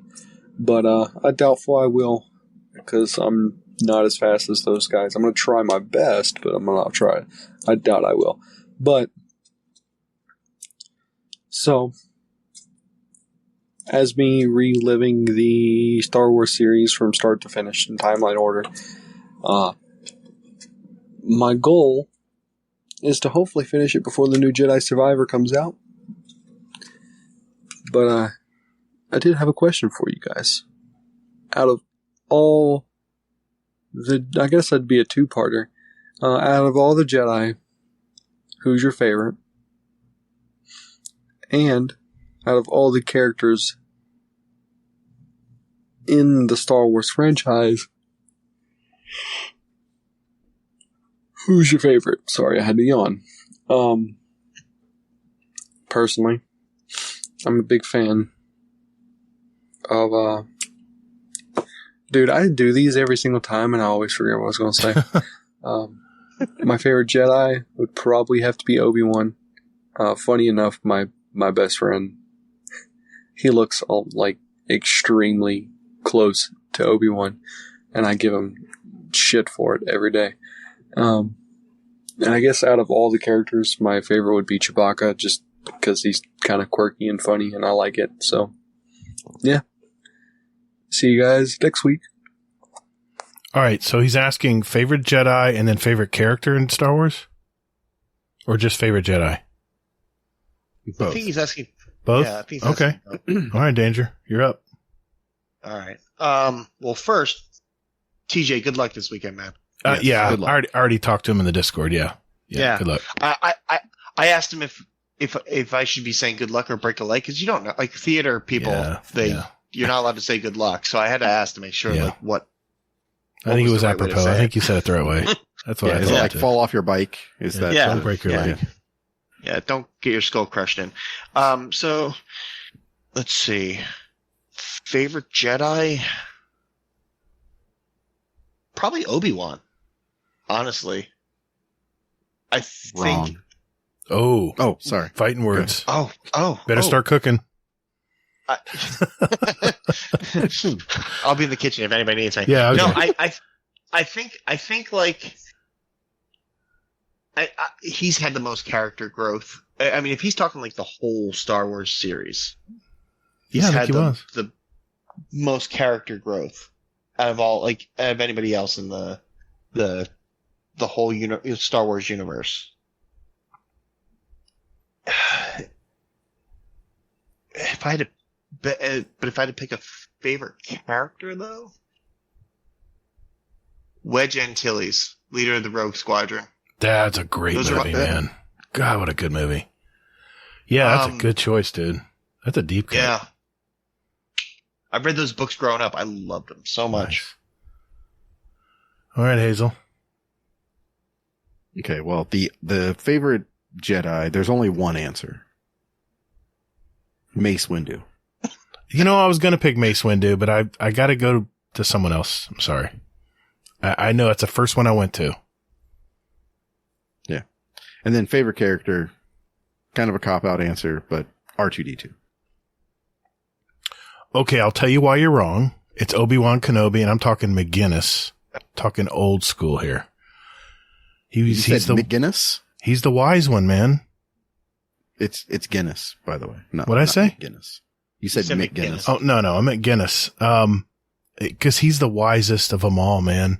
He's the one that started it from the beginning. Samuel L. Jackson. I know, man. I love Samuel L. Jackson. Believe me, I told you that's enough of these motherfucking I told you on the Clone Wars, that was the planet. first Jedi I thought of when I got that question. And as far as the most interesting characters, it still is to this day, it's the Jawas. I just love how they work together, and that You were so wrong on they just work as a team. They're so damn efficient. Yeah, even in the first Mandalorian series, he couldn't believe how quickly they stripped stuff down. They were just so organized. I just admire that. All right, let's move on. This is a Destiny podcast, right? I just want to make sure. No, TJ, thanks, buddy, and I hope you do well this weekend, buddy. I really do. Yeah. You know what? That's just an honor to be there. The Nationals, man. That's pretty cool. All right, Hazel. Speechless. And the Jawas and Alec McGinnis. Do you have any fresh bread there, Danger? Starting to get a little animated. Maybe put some in the oven. Yeah. Yeah, I'll get some started. That's the Irish brother of Alec Guinness. Fun fact for you. There you go. The Scottish. Yeah. Oh, I'll edit that out. Don't worry. Okay. So, okay. God. So Theory has a question here. Okay. Question for Gus's dad. I see the most amazing meals you post on the food channel. Who trained you, and is every meal at home prepared with such an effort placed on presentation? Well, to answer the first part, trained at culinary school and then just learned from various chefs over the years that I've worked with. Reading a lot of cookbooks, watching a lot of cooking TV shows. And then as far as preparing every meal like that, yeah, I do, actually.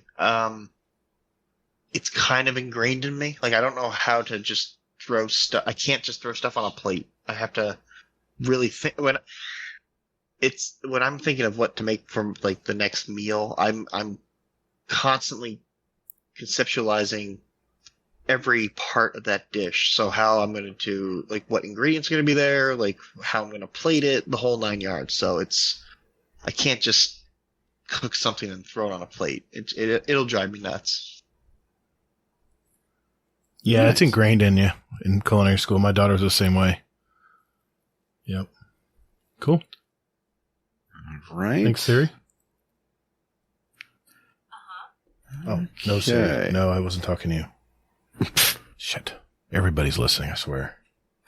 All right. Technical has a note here, and then he has a question. So his note: can we create a power duo? I guess a power couple is what I would have said. That rivals Shake and Bake. I'm pretty sure we're already called technically powerful, right? Like I thought that was a thing, but I guess not. So yes, we'll have to come up with some. I'm trying to come up with a name like Danger Nickel or something. Okay, but his question is, what food would you cook to cater a GDC meetup?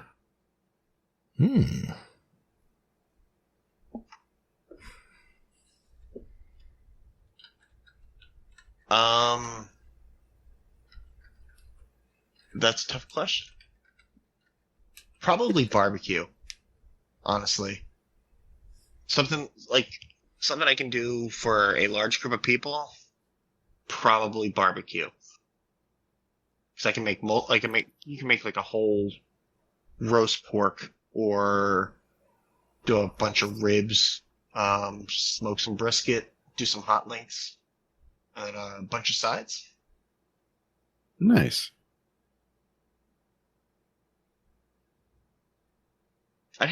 Honestly, I would have to go through and look. I try. I try to cook seasonally. I try to cook like locally. So I try to like, if depending on where I was, like wherever, like the hypothetical meetup, I probably would stick to whatever's local, and cook based off of that.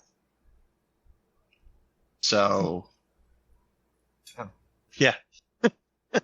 Nice. I like it. Yeah. Way to go. You actually stumped him. I could hear it. You did. You stumped me, Tech. Son of a bitch. All right, let's do a speak pipe. This is from one of our new members, Shadow Flu. Hey boys, Shadow Flu here again. Love last week's show. Shout out to Biggs. He motivated me to get my chaperone out of the vault and give it a go. It's already back in the vault, but it was the attempt that's what matters, right? Thought that counts. So this week's question, in honor of Hazel, who ducked last week's, I had the luxury of Hazel running us through a raid one night, being the Sherpa, and it was awesome. So because of that, it made me wonder. We now have a best dressed commendation, and I was just wondering, what do y'all think about the idea of actually having at the end a Sherpa commendation for raids? Anyways, love to hear your thoughts. Talk to you later. Oh, that one's to you, Hazel. What do you think? I mean, I think they do have that. It's called leader. Knowledgeable. Oh, knowledgeable. Yeah. Well, yeah, one of the blue ones. Yeah. So the commendations are kind of funky. I'm just going to go out there and say that.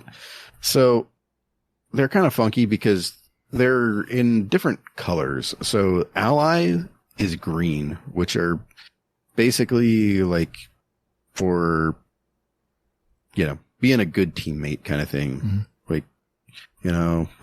You're reliable in times of need, selfless. I'm guessing that, you ran the div. So, that kind of thing. And then there's the red ones, which are fun. So that's like best dressed, Saint's favorite, Joybringer, that bullshit.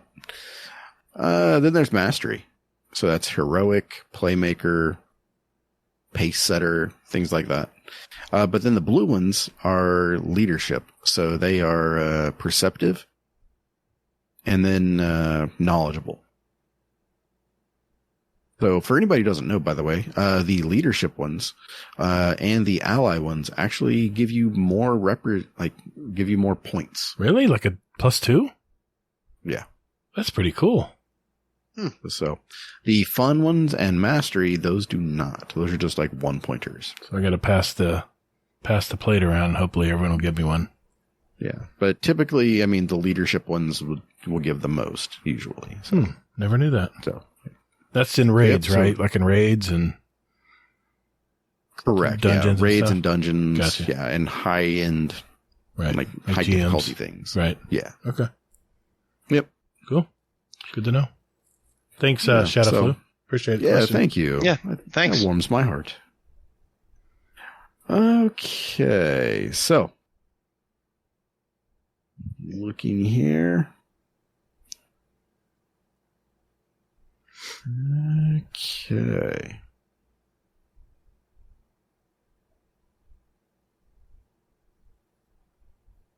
So here's this one. I like this one. From SV6 Mad. Question for the show. What's the funniest thing you've done or seen with Strand?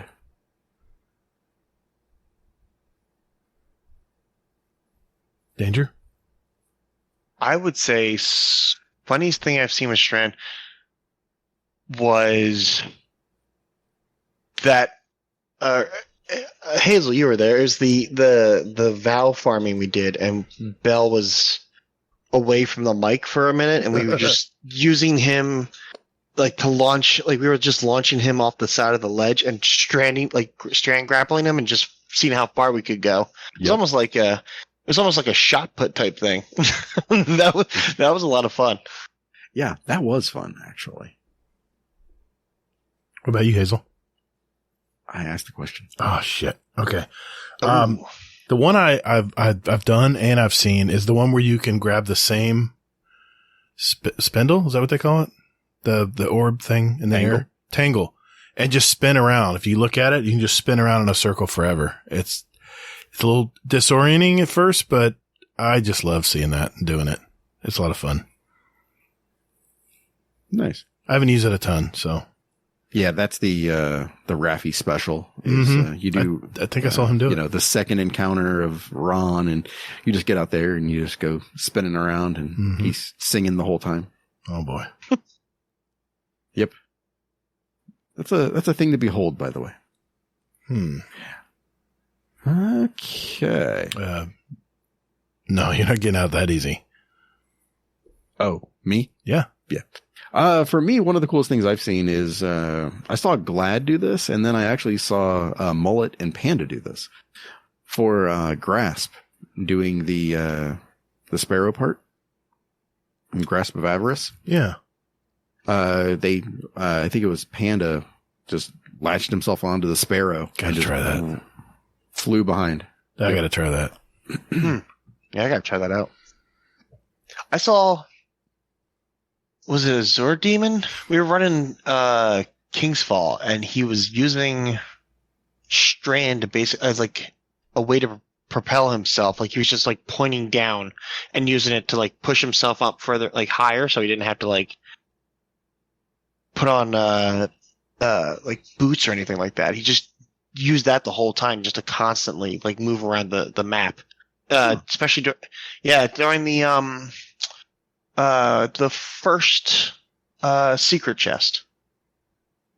He was using that. It was kind of cool to watch him too. He just like looked down, threw his grapple, jumped up, threw it again, canceled it, threw it again, canceled it. He just kept like getting higher up in the air. Got to try that out. Yeah. Okay. I've got a question here. Okay. This is kind of a loaded one. Not that many of them aren't, but, this one definitely, is a loaded one. So, the Scarlet KM. Question for the show. How do you think the new difficulty is for new players? Do you think this will bring in new players and keep them interested, or do you think it will push newer players away and keep them from coming back? Do you think the challenge is a good thing for new players? I know as a player who's been playing for 2 to 3 years, I enjoy not just mowing over everything. I don't know, just something that I've heard talked about before and wanted to get your guys' take on it. Yeah, that's a good question. Now, I know that they did tweak the difficulties. Yeah, I don't know if it's anything that's going to scare new players away.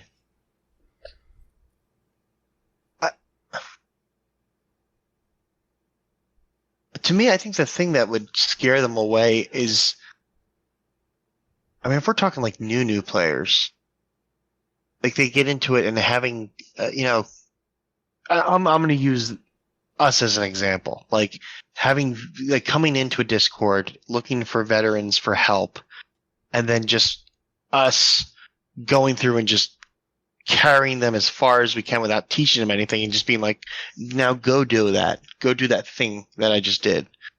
And them just not being able to do it and getting upset and never touching the game again. I don't think difficulty is a problem though.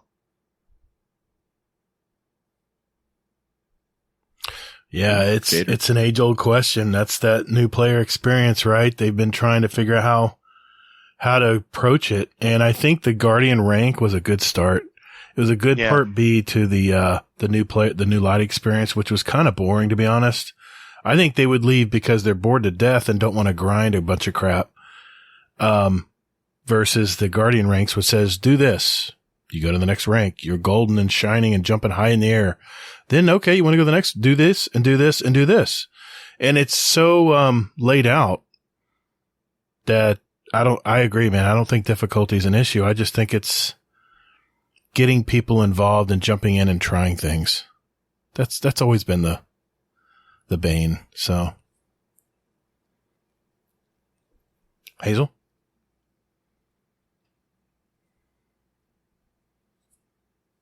I mean, I don't. Okay. I think that originally, yes. I think that the difficulty was an issue. But now that I've hit 1810, it's pretty easy now. I mean, it's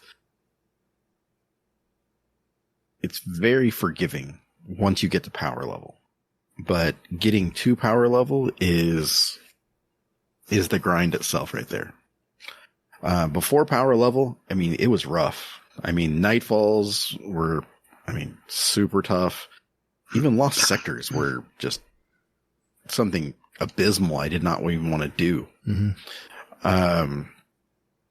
But yeah, I think that once you stick it out and you actually get into it, that's when it becomes easier. Yeah, you start to get it. I agree with that. I like even today I tried running on my Titan a legend lost sector, and he's not 1810 yet, and it was kind of rough. It was hard. Stings a bit when you get hit. But I can go on my hunter who's 1810 and do master. No yeah, barely break a sweat. All right. What else we got, Hazel? I'm looking at the clock here. We're probably 15 we're getting minutes. close. Yeah. Yeah. Okay. There we are. Just so you know, I have 2 speak pipes left. We're gonna go out on one from Laz. Okay. So, I'm gonna go with this one. So, question from the Fluffy Fingers PvP. Question for the show. I've been enjoying your ongoing debate across your podcast and your guest spots on other podcasts when it comes to the raid. Hazel, as time passes, I get more clears. I understand your view on the raid more and more. I was listening to Firing Range, and I really think they hit the point that I can relate to. They said art design and sound design, 10 out of 10. Yeah. Difficulty and mechanics is where they felt it was lacking. What are your thoughts on this approach to raid feedback? Got that bread cooking, Danger?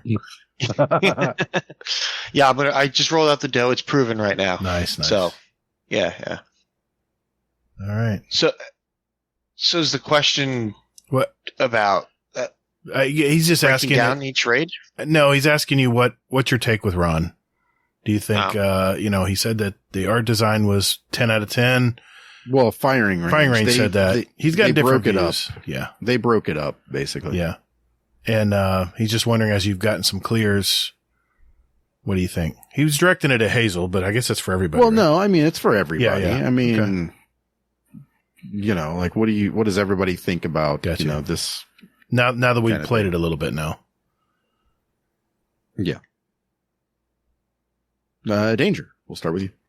Okay. Yeah, I think it's beautiful raid. Yeah, I would have to agree with that assessment of it. Like it's the first two. I mean, the first encounter alone is you can just breeze right through it. The planets one is a little tricky, but I feel like you could beat that whole raid in an hour. And I mean, and once you get, like for me, like I finally got the shotgun. I have no desire to like go back and play it again unless it's with a group of buddies just to have just to run through it for fun. But it's kind of easy. It's too easy. Gator. I feel like I'm walking on needles here. I'll just say this. I've gotten probably 7-8 clears now. And the art, I totally agree. The art is beautiful. In fact, when I bring new people in, I'm like, hey, don't look at the ground. Look up, look around. Especially, getting through those areas where the buds open up and stuff. I still like Ron as something I can bring someone who doesn't do a lot of raiding, can easily explain what to do, even if it's just killing ads. But once you get the planets, then it's back to everyone's on deck. Everyone has their job on that, even if it's killing ads in the middle. So, my opinion really hasn't changed. So just leave it at that. Hazel, what say you, man? I've never, I mean, that's basically exactly what I've said about the raid is that, I mean, visually, oh yeah, of course, it's beautiful. I mean, you know, you got the Traveler in the background. You've got, I mean, the little like radio tower thing that's, you know, floating around out there. That's everything else. I mean, how basically like what is it? Like the first encounter is actually the same as the last encounter with Nezzy. Yeah, it kind of comes full circle, doesn't it? Yeah, that's right. Yeah, I never realized that until somebody pointed it out and said that basically, like, as we're going through this place, the vines and things like that are growing, and that's why everything looks different. And I was just like, whoa. I think it took me 3 clears to realize that. Yeah. Yeah. I'm not going to tell you how many it took me, but it took me a lot. Cool. So yeah, I mean, you know, visually and you know, sound design, all that good stuff. I mean, fantastic, you know, 10 out of 10 for sure. A+. Those mechanics though, I mean, I just think that again, that it's very lacking. I mean, very just laid back and things like this. I had to laugh because Dado put a video out today and, he was talking about the raid and that basically that he wants people to like do ads for it and do them well. And then he gave everybody like a little how to on like how to shoot ads and what weapons work best and things like this. So that way people can kill ads like a champ. More efficiently. Yep. Yeah, he got I think he got that from someone tweeted that something about ad clear was not considered a mechanic or something. He was like, okay, looks like I need to make another video. That killing ads was a mechanic, even though it's not a very complicated one. And you have to do it quickly. There's a clock. I mean, I think in terms of like Ron, I think ad clear is a mechanic, especially for the Nezzy part. Like if you're on gaze, you normally have the one guy shooting his shoulders and his chest in the center, but you would need somebody to help clear ads. Otherwise, you're just gonna get shot just standing there in the middle getting. What about the runners? Someone's got to keep those ads off of us. Yeah, I mean, it is kind of an important part to the raid. Yeah, it is. Yes, I haven't seen that video. I'll have to watch that one. Yeah, but the thing is, though, is that to me, it's that yes, you know, ad clear is important, yada yada yada, but the mechanics. I mean, there could still be some more mechanics that could be in that game. I'll agree there. Yes. Yeah. But it is what it is. It's the raid. Yeah. It's what Bungie presented. Exactly. Yeah. Yeah. Why don't we go one more, like pick one that maybe no one's, maybe someone new or something, and then I'll go out with Speak Pipe. I mean, I've been looking for those. I know. From newer people, and there aren't that many left. Okay. Oh, okay. So, well, let's go one more. Your choice. However way you want to ask it. Okay. Well, Theory asked a question earlier, but we've already answered it. Basically, it's like, what do you expect to see in Season of the Deep? Yep, we kind of answered that already. Like, yeah, we already got that one. So, go back 50 minutes. You'll hear that conversation, Theory. Yep, I'd like to say that we planned that out, but that was a good conversation. I'm glad I asked it. Yeah. All right, we'll give the credit to Theory though instead of you. That's fine. 100%. Yeah, you didn't have to agree so quickly there, Danger. Fine. All right, so here we go. So we'll go with these for the last two for Mr. DangerPowers. All right. Oh, so. Sheriff Trash Panda has 2 quick questions. 1, fine job on the 31-day challenge. I found a ton of good music. Thank you. Is there a song or album that you wish you had more time to share, but didn't? And maybe mention what the 31-day challenge is for people who don't know. Well, he mentioned it a little bit. Okay. Already. I mean, I'll just a brief thing. Like, so the 31-day challenge was, if you collect something in particular, what do you collect? Why do you collect it? And for 31 days, you post a picture of what it is that you're collecting. So Trash Panda had hats. I did my vinyl record collection. Oh, okay. Technical did the Funko Pops. Oh, Fungos. Yep. Okay. Yeah. Funko. In terms of albums that I may have missed, I mean, I have so many albums. If I was going for an album, I would probably show off my limited edition Last Christmas by Wham. It's the single, but it's the vinyl itself is red and green, and it's like kind of clear. It's really cool. Nice. In terms of a song,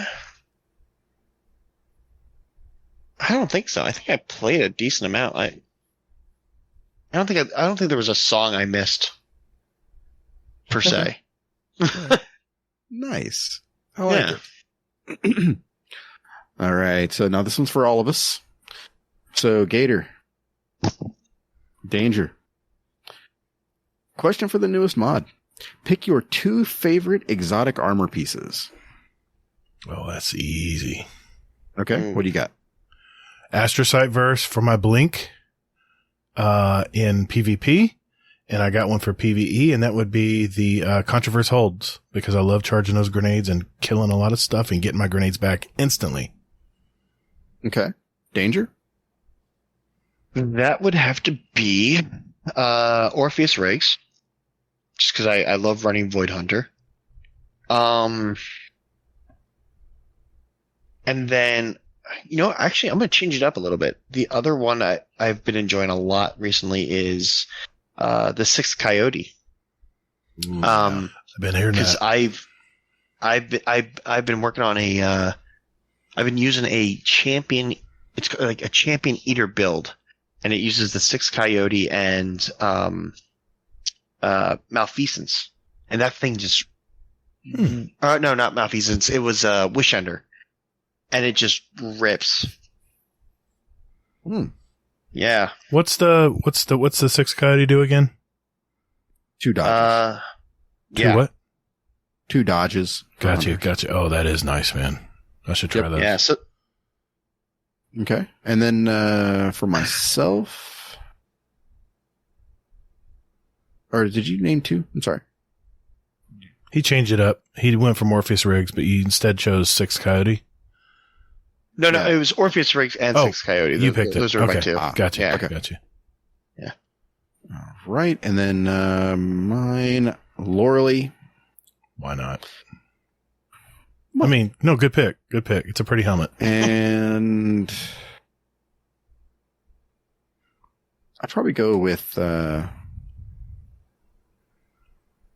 probably Aeon Safes. Really? What, for GMs, right? Yeah, exactly. Well, I mean, to give the team more heavy and stuff like that. I'm just jealous of the Loreley helmet, because I'd like to have my hair on fire too as a warlock. We don't have anything so neat. All right. Yep. Cool. Okay. And then he has a second part to that. It's now toss one out. Oh, that's easy. Controverse. Keep my blink. Toss one of the 2 out, or any of them in general? Yep. Toss one of the 2.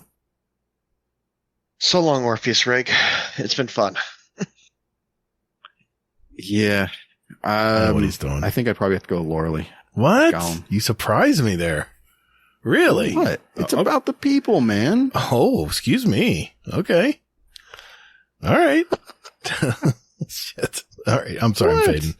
All right. I'm going to play 2 quick speak pipes on our way out here. The first one, I just had to play this one. This is from Hades. Yo, Hades here. Quick question. When was the last time you lost the game? feel like Gator's going to be a tad confused, and Hazel's probably already timing me out. Love you, bye! Yeah, I'm confused. Where's the timeout button? When have you lost a game? I mean, you played Crucible lately? Usually half of them you lose. Unless you're a PvP god, which I'm not. What is he referring to, Hazel? Yeah, just time him out. Don't worry about it. Yeah. Not going to worry about it. Yeah, we'll just time him out. Okay. Done. Question asked. Question answered. There you go. That I couldn't have said any better. All right, and finally, our space lawyer has something he'd like to say on our way out here. Oh, hi there. This is Laz, your friendly space lawyer. I would have checked in sooner, but I've been trying to perfect my space golf game. If you've never played in Neptune's Gravity before, it's shit. But that's neither here nor there. I would take up more of this max duration 3 minutes with the laundry list of legal issues that have cropped up since last time I checked in. But I don't do laundry, so therefore I can't read the laundry list. It's more legalese stuff. I can't do this stuff. What I will say, however, is it's very disturbing to know that the hosts have just overlooked so many of these problems. And I can't blame both of them. It's probably one more than the other. I'm pretty certain that it starts with a G. What? I don't know. You guys are changing your names all the time. It's so hard to legally keep track of all of this. And so I'm going to have to do some more checking in on a lot of this. I do appreciate the shout outs because it is important to know that every good podcast needs legal representation. For anyone who is within the Discord channels, question my legal authority and you'll find out what happens. I'm not good with the threats. That's what the Space Mafia is for. I'm not affiliated with them. Ended that story right there. So that's me in a nutshell right now. I will keep you posted on all that is going on legal-wise. And you better watch out because Brittany has powers as well. Okay, bye. Oh, shit. I gotta give a shout out to Laz. I know we haven't heard from him in a while, but Laz, I never forget things people do for our show, dude. I remember back when barely a Destiny show, and I remember they read ads like show ads, like sponsors, and I remember hearing one about our little show that we were just starting at that time, and I'll never forget that. Steve told me that Laz was writing those ads for us. So Laz, don't forget stuff like that, dude. It's good to hear from you. And, I don't know what you're talking about as far as illegal stuff. I've been on the up and up. I would probably look at Hazel more than me. Negative. So yeah. All right. Hey, everyone. All kidding aside. Thank you for sending your questions into the show. If we didn't get to yours, the questions stay in our channel. So, we'll draw from them in the future and, just keep sending them in. The more, the better. And especially if you're new to our Discord, I encourage you to send a question in. We look at those first. We want to make sure everyone gets their say in our Discord. And there's a lot of you guys out there. So don't hesitate. Go to the, old and falsely claimed improved questions. That's the one. That's the one. That's the one you want to look for. It's actually a forum kind of style. So if it's a Destiny question, you'll see there's a place to put a Destiny question. And especially if you're new, give it a shot. Throw it out there. If we pick your Jesus, I'm fading. If we pick your question, we will make sure we give you credit on the show. So let's hear it. All right, Mr. Fudd. Take it away, sir. Guardian Downcast. Guardian Downcast. Yeah. Guardian Downcast. This is an intro. Guardian Downcast.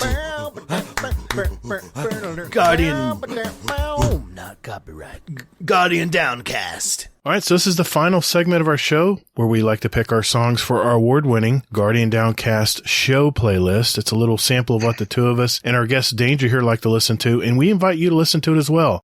Just search for the Guardian Downcast show playlist on Spotify. It's a separate playlist from our actual podcast, so make sure you see the difference there.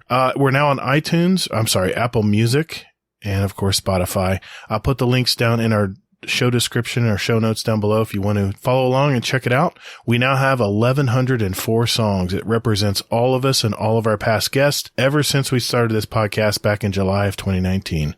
So I'll start with you, Danger. What did you pick tonight, man? Tonight I picked a song from a DC area band. It's kind of a mix of punk rock and prog rock. It's a band called Origami Angel. The song is called 24-Hour Drive-Thru. It's off their 2019 album, Somewhere City. I picked it just because I mean they've been on constant repeat for me. It's just two guys, but for two guys, they put out a very big sound, and it's just very intricate, very cool music, and very, very catchy. Yeah, you had me at prog rock. All right, thanks, man. Good deal. Hazel, what did you pick?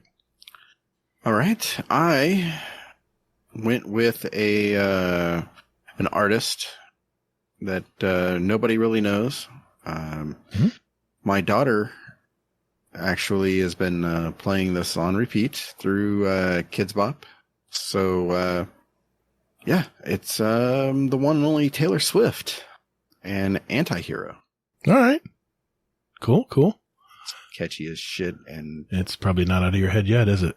No, not at all. And I'm waiting for tomorrow morning when I wake up to Taylor Swift being played, and it only gets worse, man, as they get older. At least they'll wear earbuds maybe this time as they get older. I don't know. Yeah, we'll see. Yeah. All right. Good deal. The song I chose tonight, we've added music from this group before, but I'm adding another song from them tonight. It's the American rock band. They're from Springfield, Missouri. Began back in 1979. They have 13 studio albums. This band was actually mislabeled as a Christian rock band initially, but the members deny it. Their music may sound spiritual, but it's not considered Christian rock band. It's from their latest album, 3 Sides of One from 2022. It's their latest in a while, I guess. It's the band King's X, and it's their song All God's Children. One of the good remaining mainstream rock bands out there these days, so check them out. I thought you were going to say Creed. No.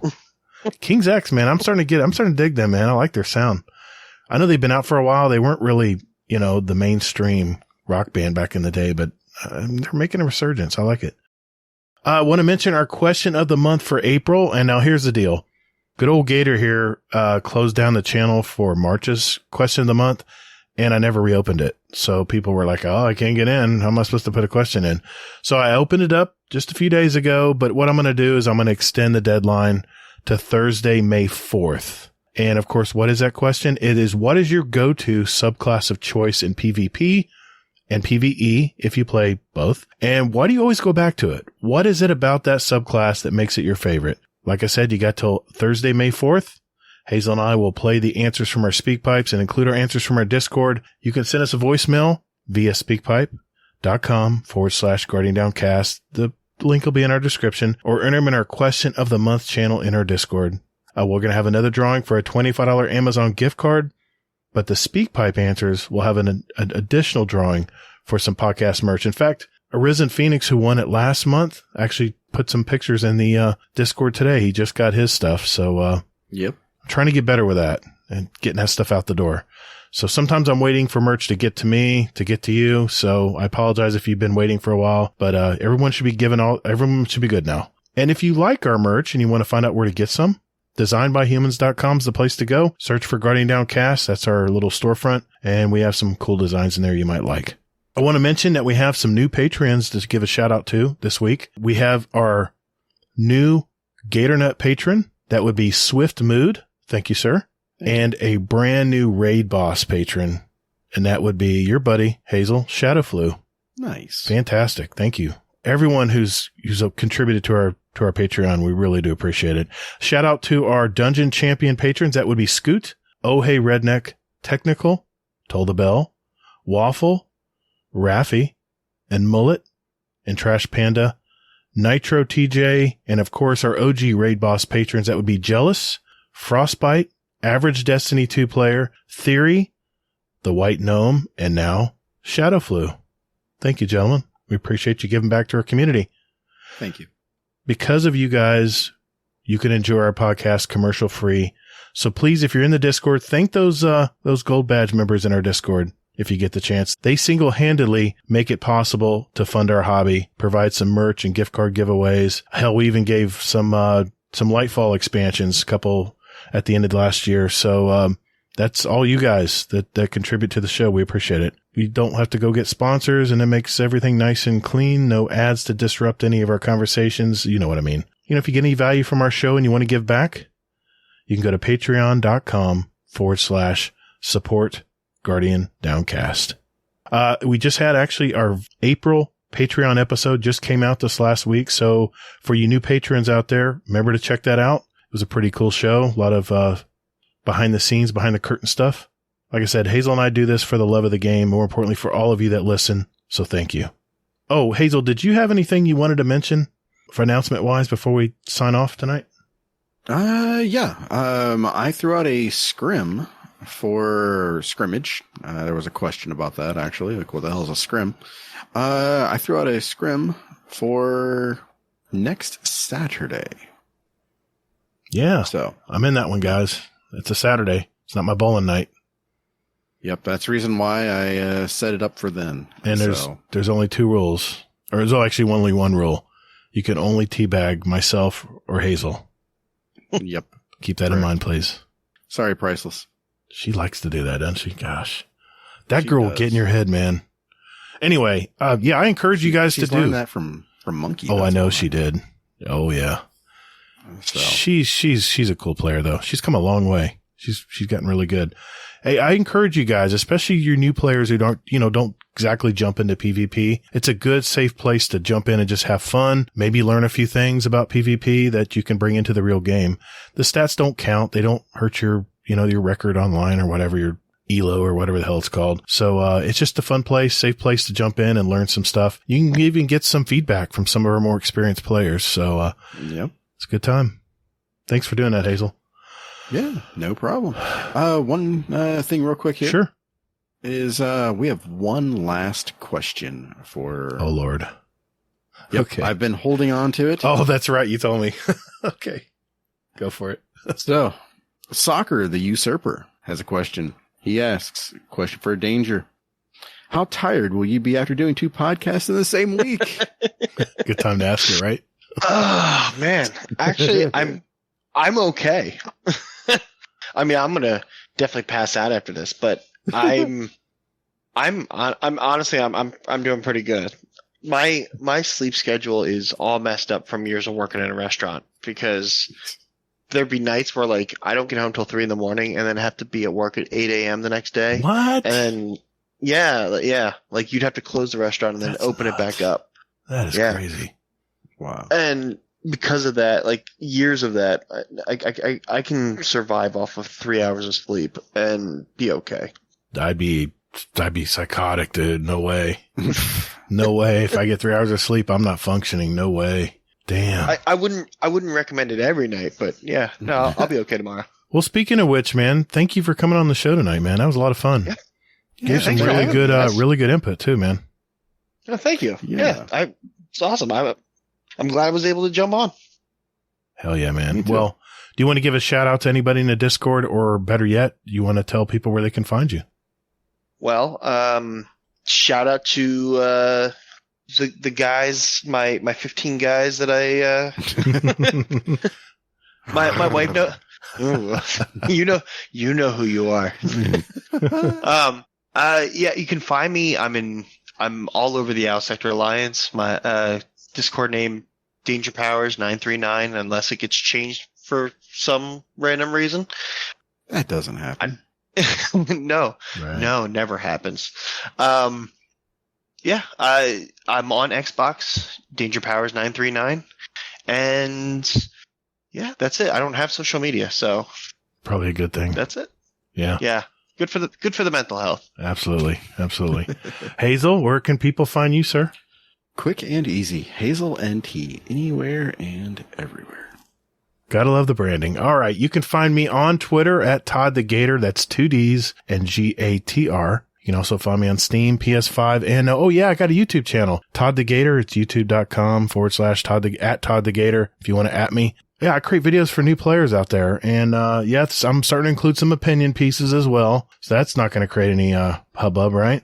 I have gameplays. I stream on the weekends on occasion as well, especially if I'm doing a raid or scrims, maybe. Yes, I'll definitely be streaming that. I have a podcast called The Destiny Help Desk. A new episode just dropped this week on something new players need to jump into that Destiny has improved. I'll let you figure out what that is.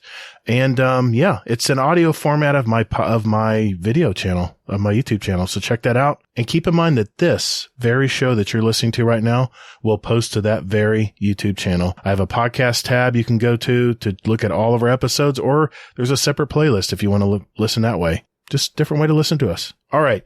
Before we go, I have a Scumdeath Corner. So, Uncle Scumdeath, what is going on in the UK today, brother? Hello, and welcome to Scumdeath's Corner. Yeah, Hades, I know you was looking forward to it because you knew I had band practice, but I'm not walking home recording this. I am actually at home because it was pissing down with rain, so my mate dropped me home to the door. Lovely old job. But a lot of people have got hold of me this week, and they've given me ideas for a corner this week. But I'm going to go with what happened to me. We've had some high winds, nothing like what you get in America. No tornadoes, no whirlwinds or whatever they're called. But we just get it's a little bit windy around in the southwest, but we had 60, 70 mile an hour winds. So it took my fence down. So I had to deal with that yesterday when I came home from work. So, oh God, gonna have to get hold of the landlord, fix this bloody fence and all that. And then that was a pain in the ass. So I went to cook tea, and I went to cook up our food for the evening. And then the missus said, "Oh, the sink is leaking underneath, or the plumbing is leaking." So I had a little look, I nudged it, and then water just pissed out everywhere. I'm like, fuck's sake. So I had to get a load of, what do you call it? Not grout, it's silicone sealant.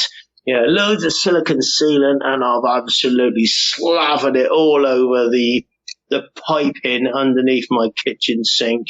Whoever installed that kitchen sink plumbing is a fucking asshole, because it's a bodge job. There's all bits that don't actually fit together. All they've done is seal it up, and something underneath the kitchen has touched it and it's fucked it. So last night, 10 o'clock, I am slavering a load of silicone sealant all over this bloody plumbing. I'm not a plumber. I'm a fucking gardener, So I don't know what I'm doing. So it looks like a right mess underneath my sink now, but it's not leaking. Happy days. So, I've got hold of the letting agency and said, get your asses round here, get your handyman around, and then fix this fucking bodge job that some fucker's done, in my fucking house. It's pissing out. It's making the floor tiles sort of expand with the water. It's all starting to lift off the floor. So, tell you what, get fucked. Buy a house, don't rent. But I suppose now, because we rent... He went over his time. He ranted. Hey, everybody has those days, Uncle Scumdeath. Everybody has those days, man. Oh, man. Yeah, I'm sure you guys have seen some real classy plumbing jobs, right? Here in the States. Oh, yeah. Yeah. Unfortunately. Yeah. Well, hey, I care to see. Yeah, I've seen some weird shit, that's for sure. Hey, everyone, continue to be safe, and more importantly, take care of one another. Life's too damn short. Defeat is not surrender, Guardian. Thank you all so very much for listening. And later, Guardian. Get toddled. Bye. All right, I'll take it.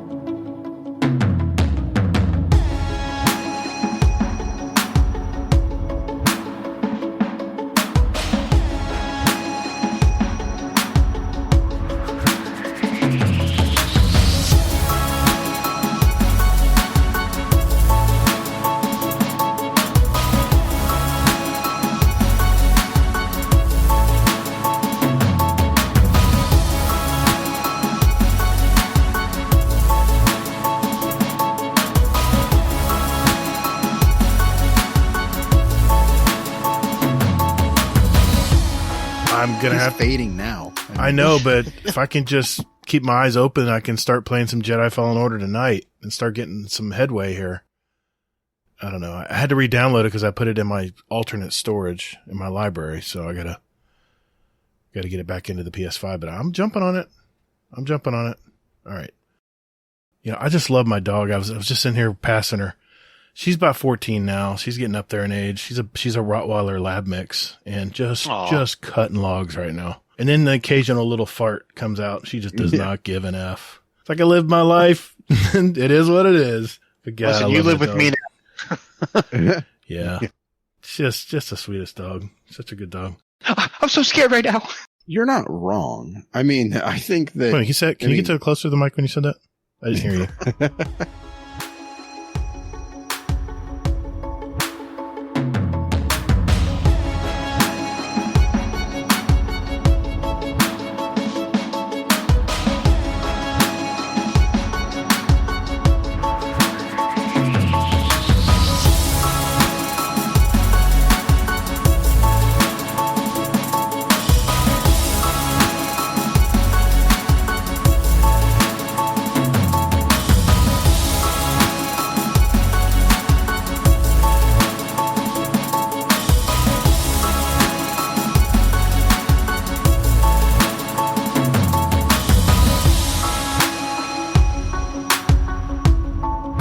Guardian, what's the probability that you will go out with me tonight?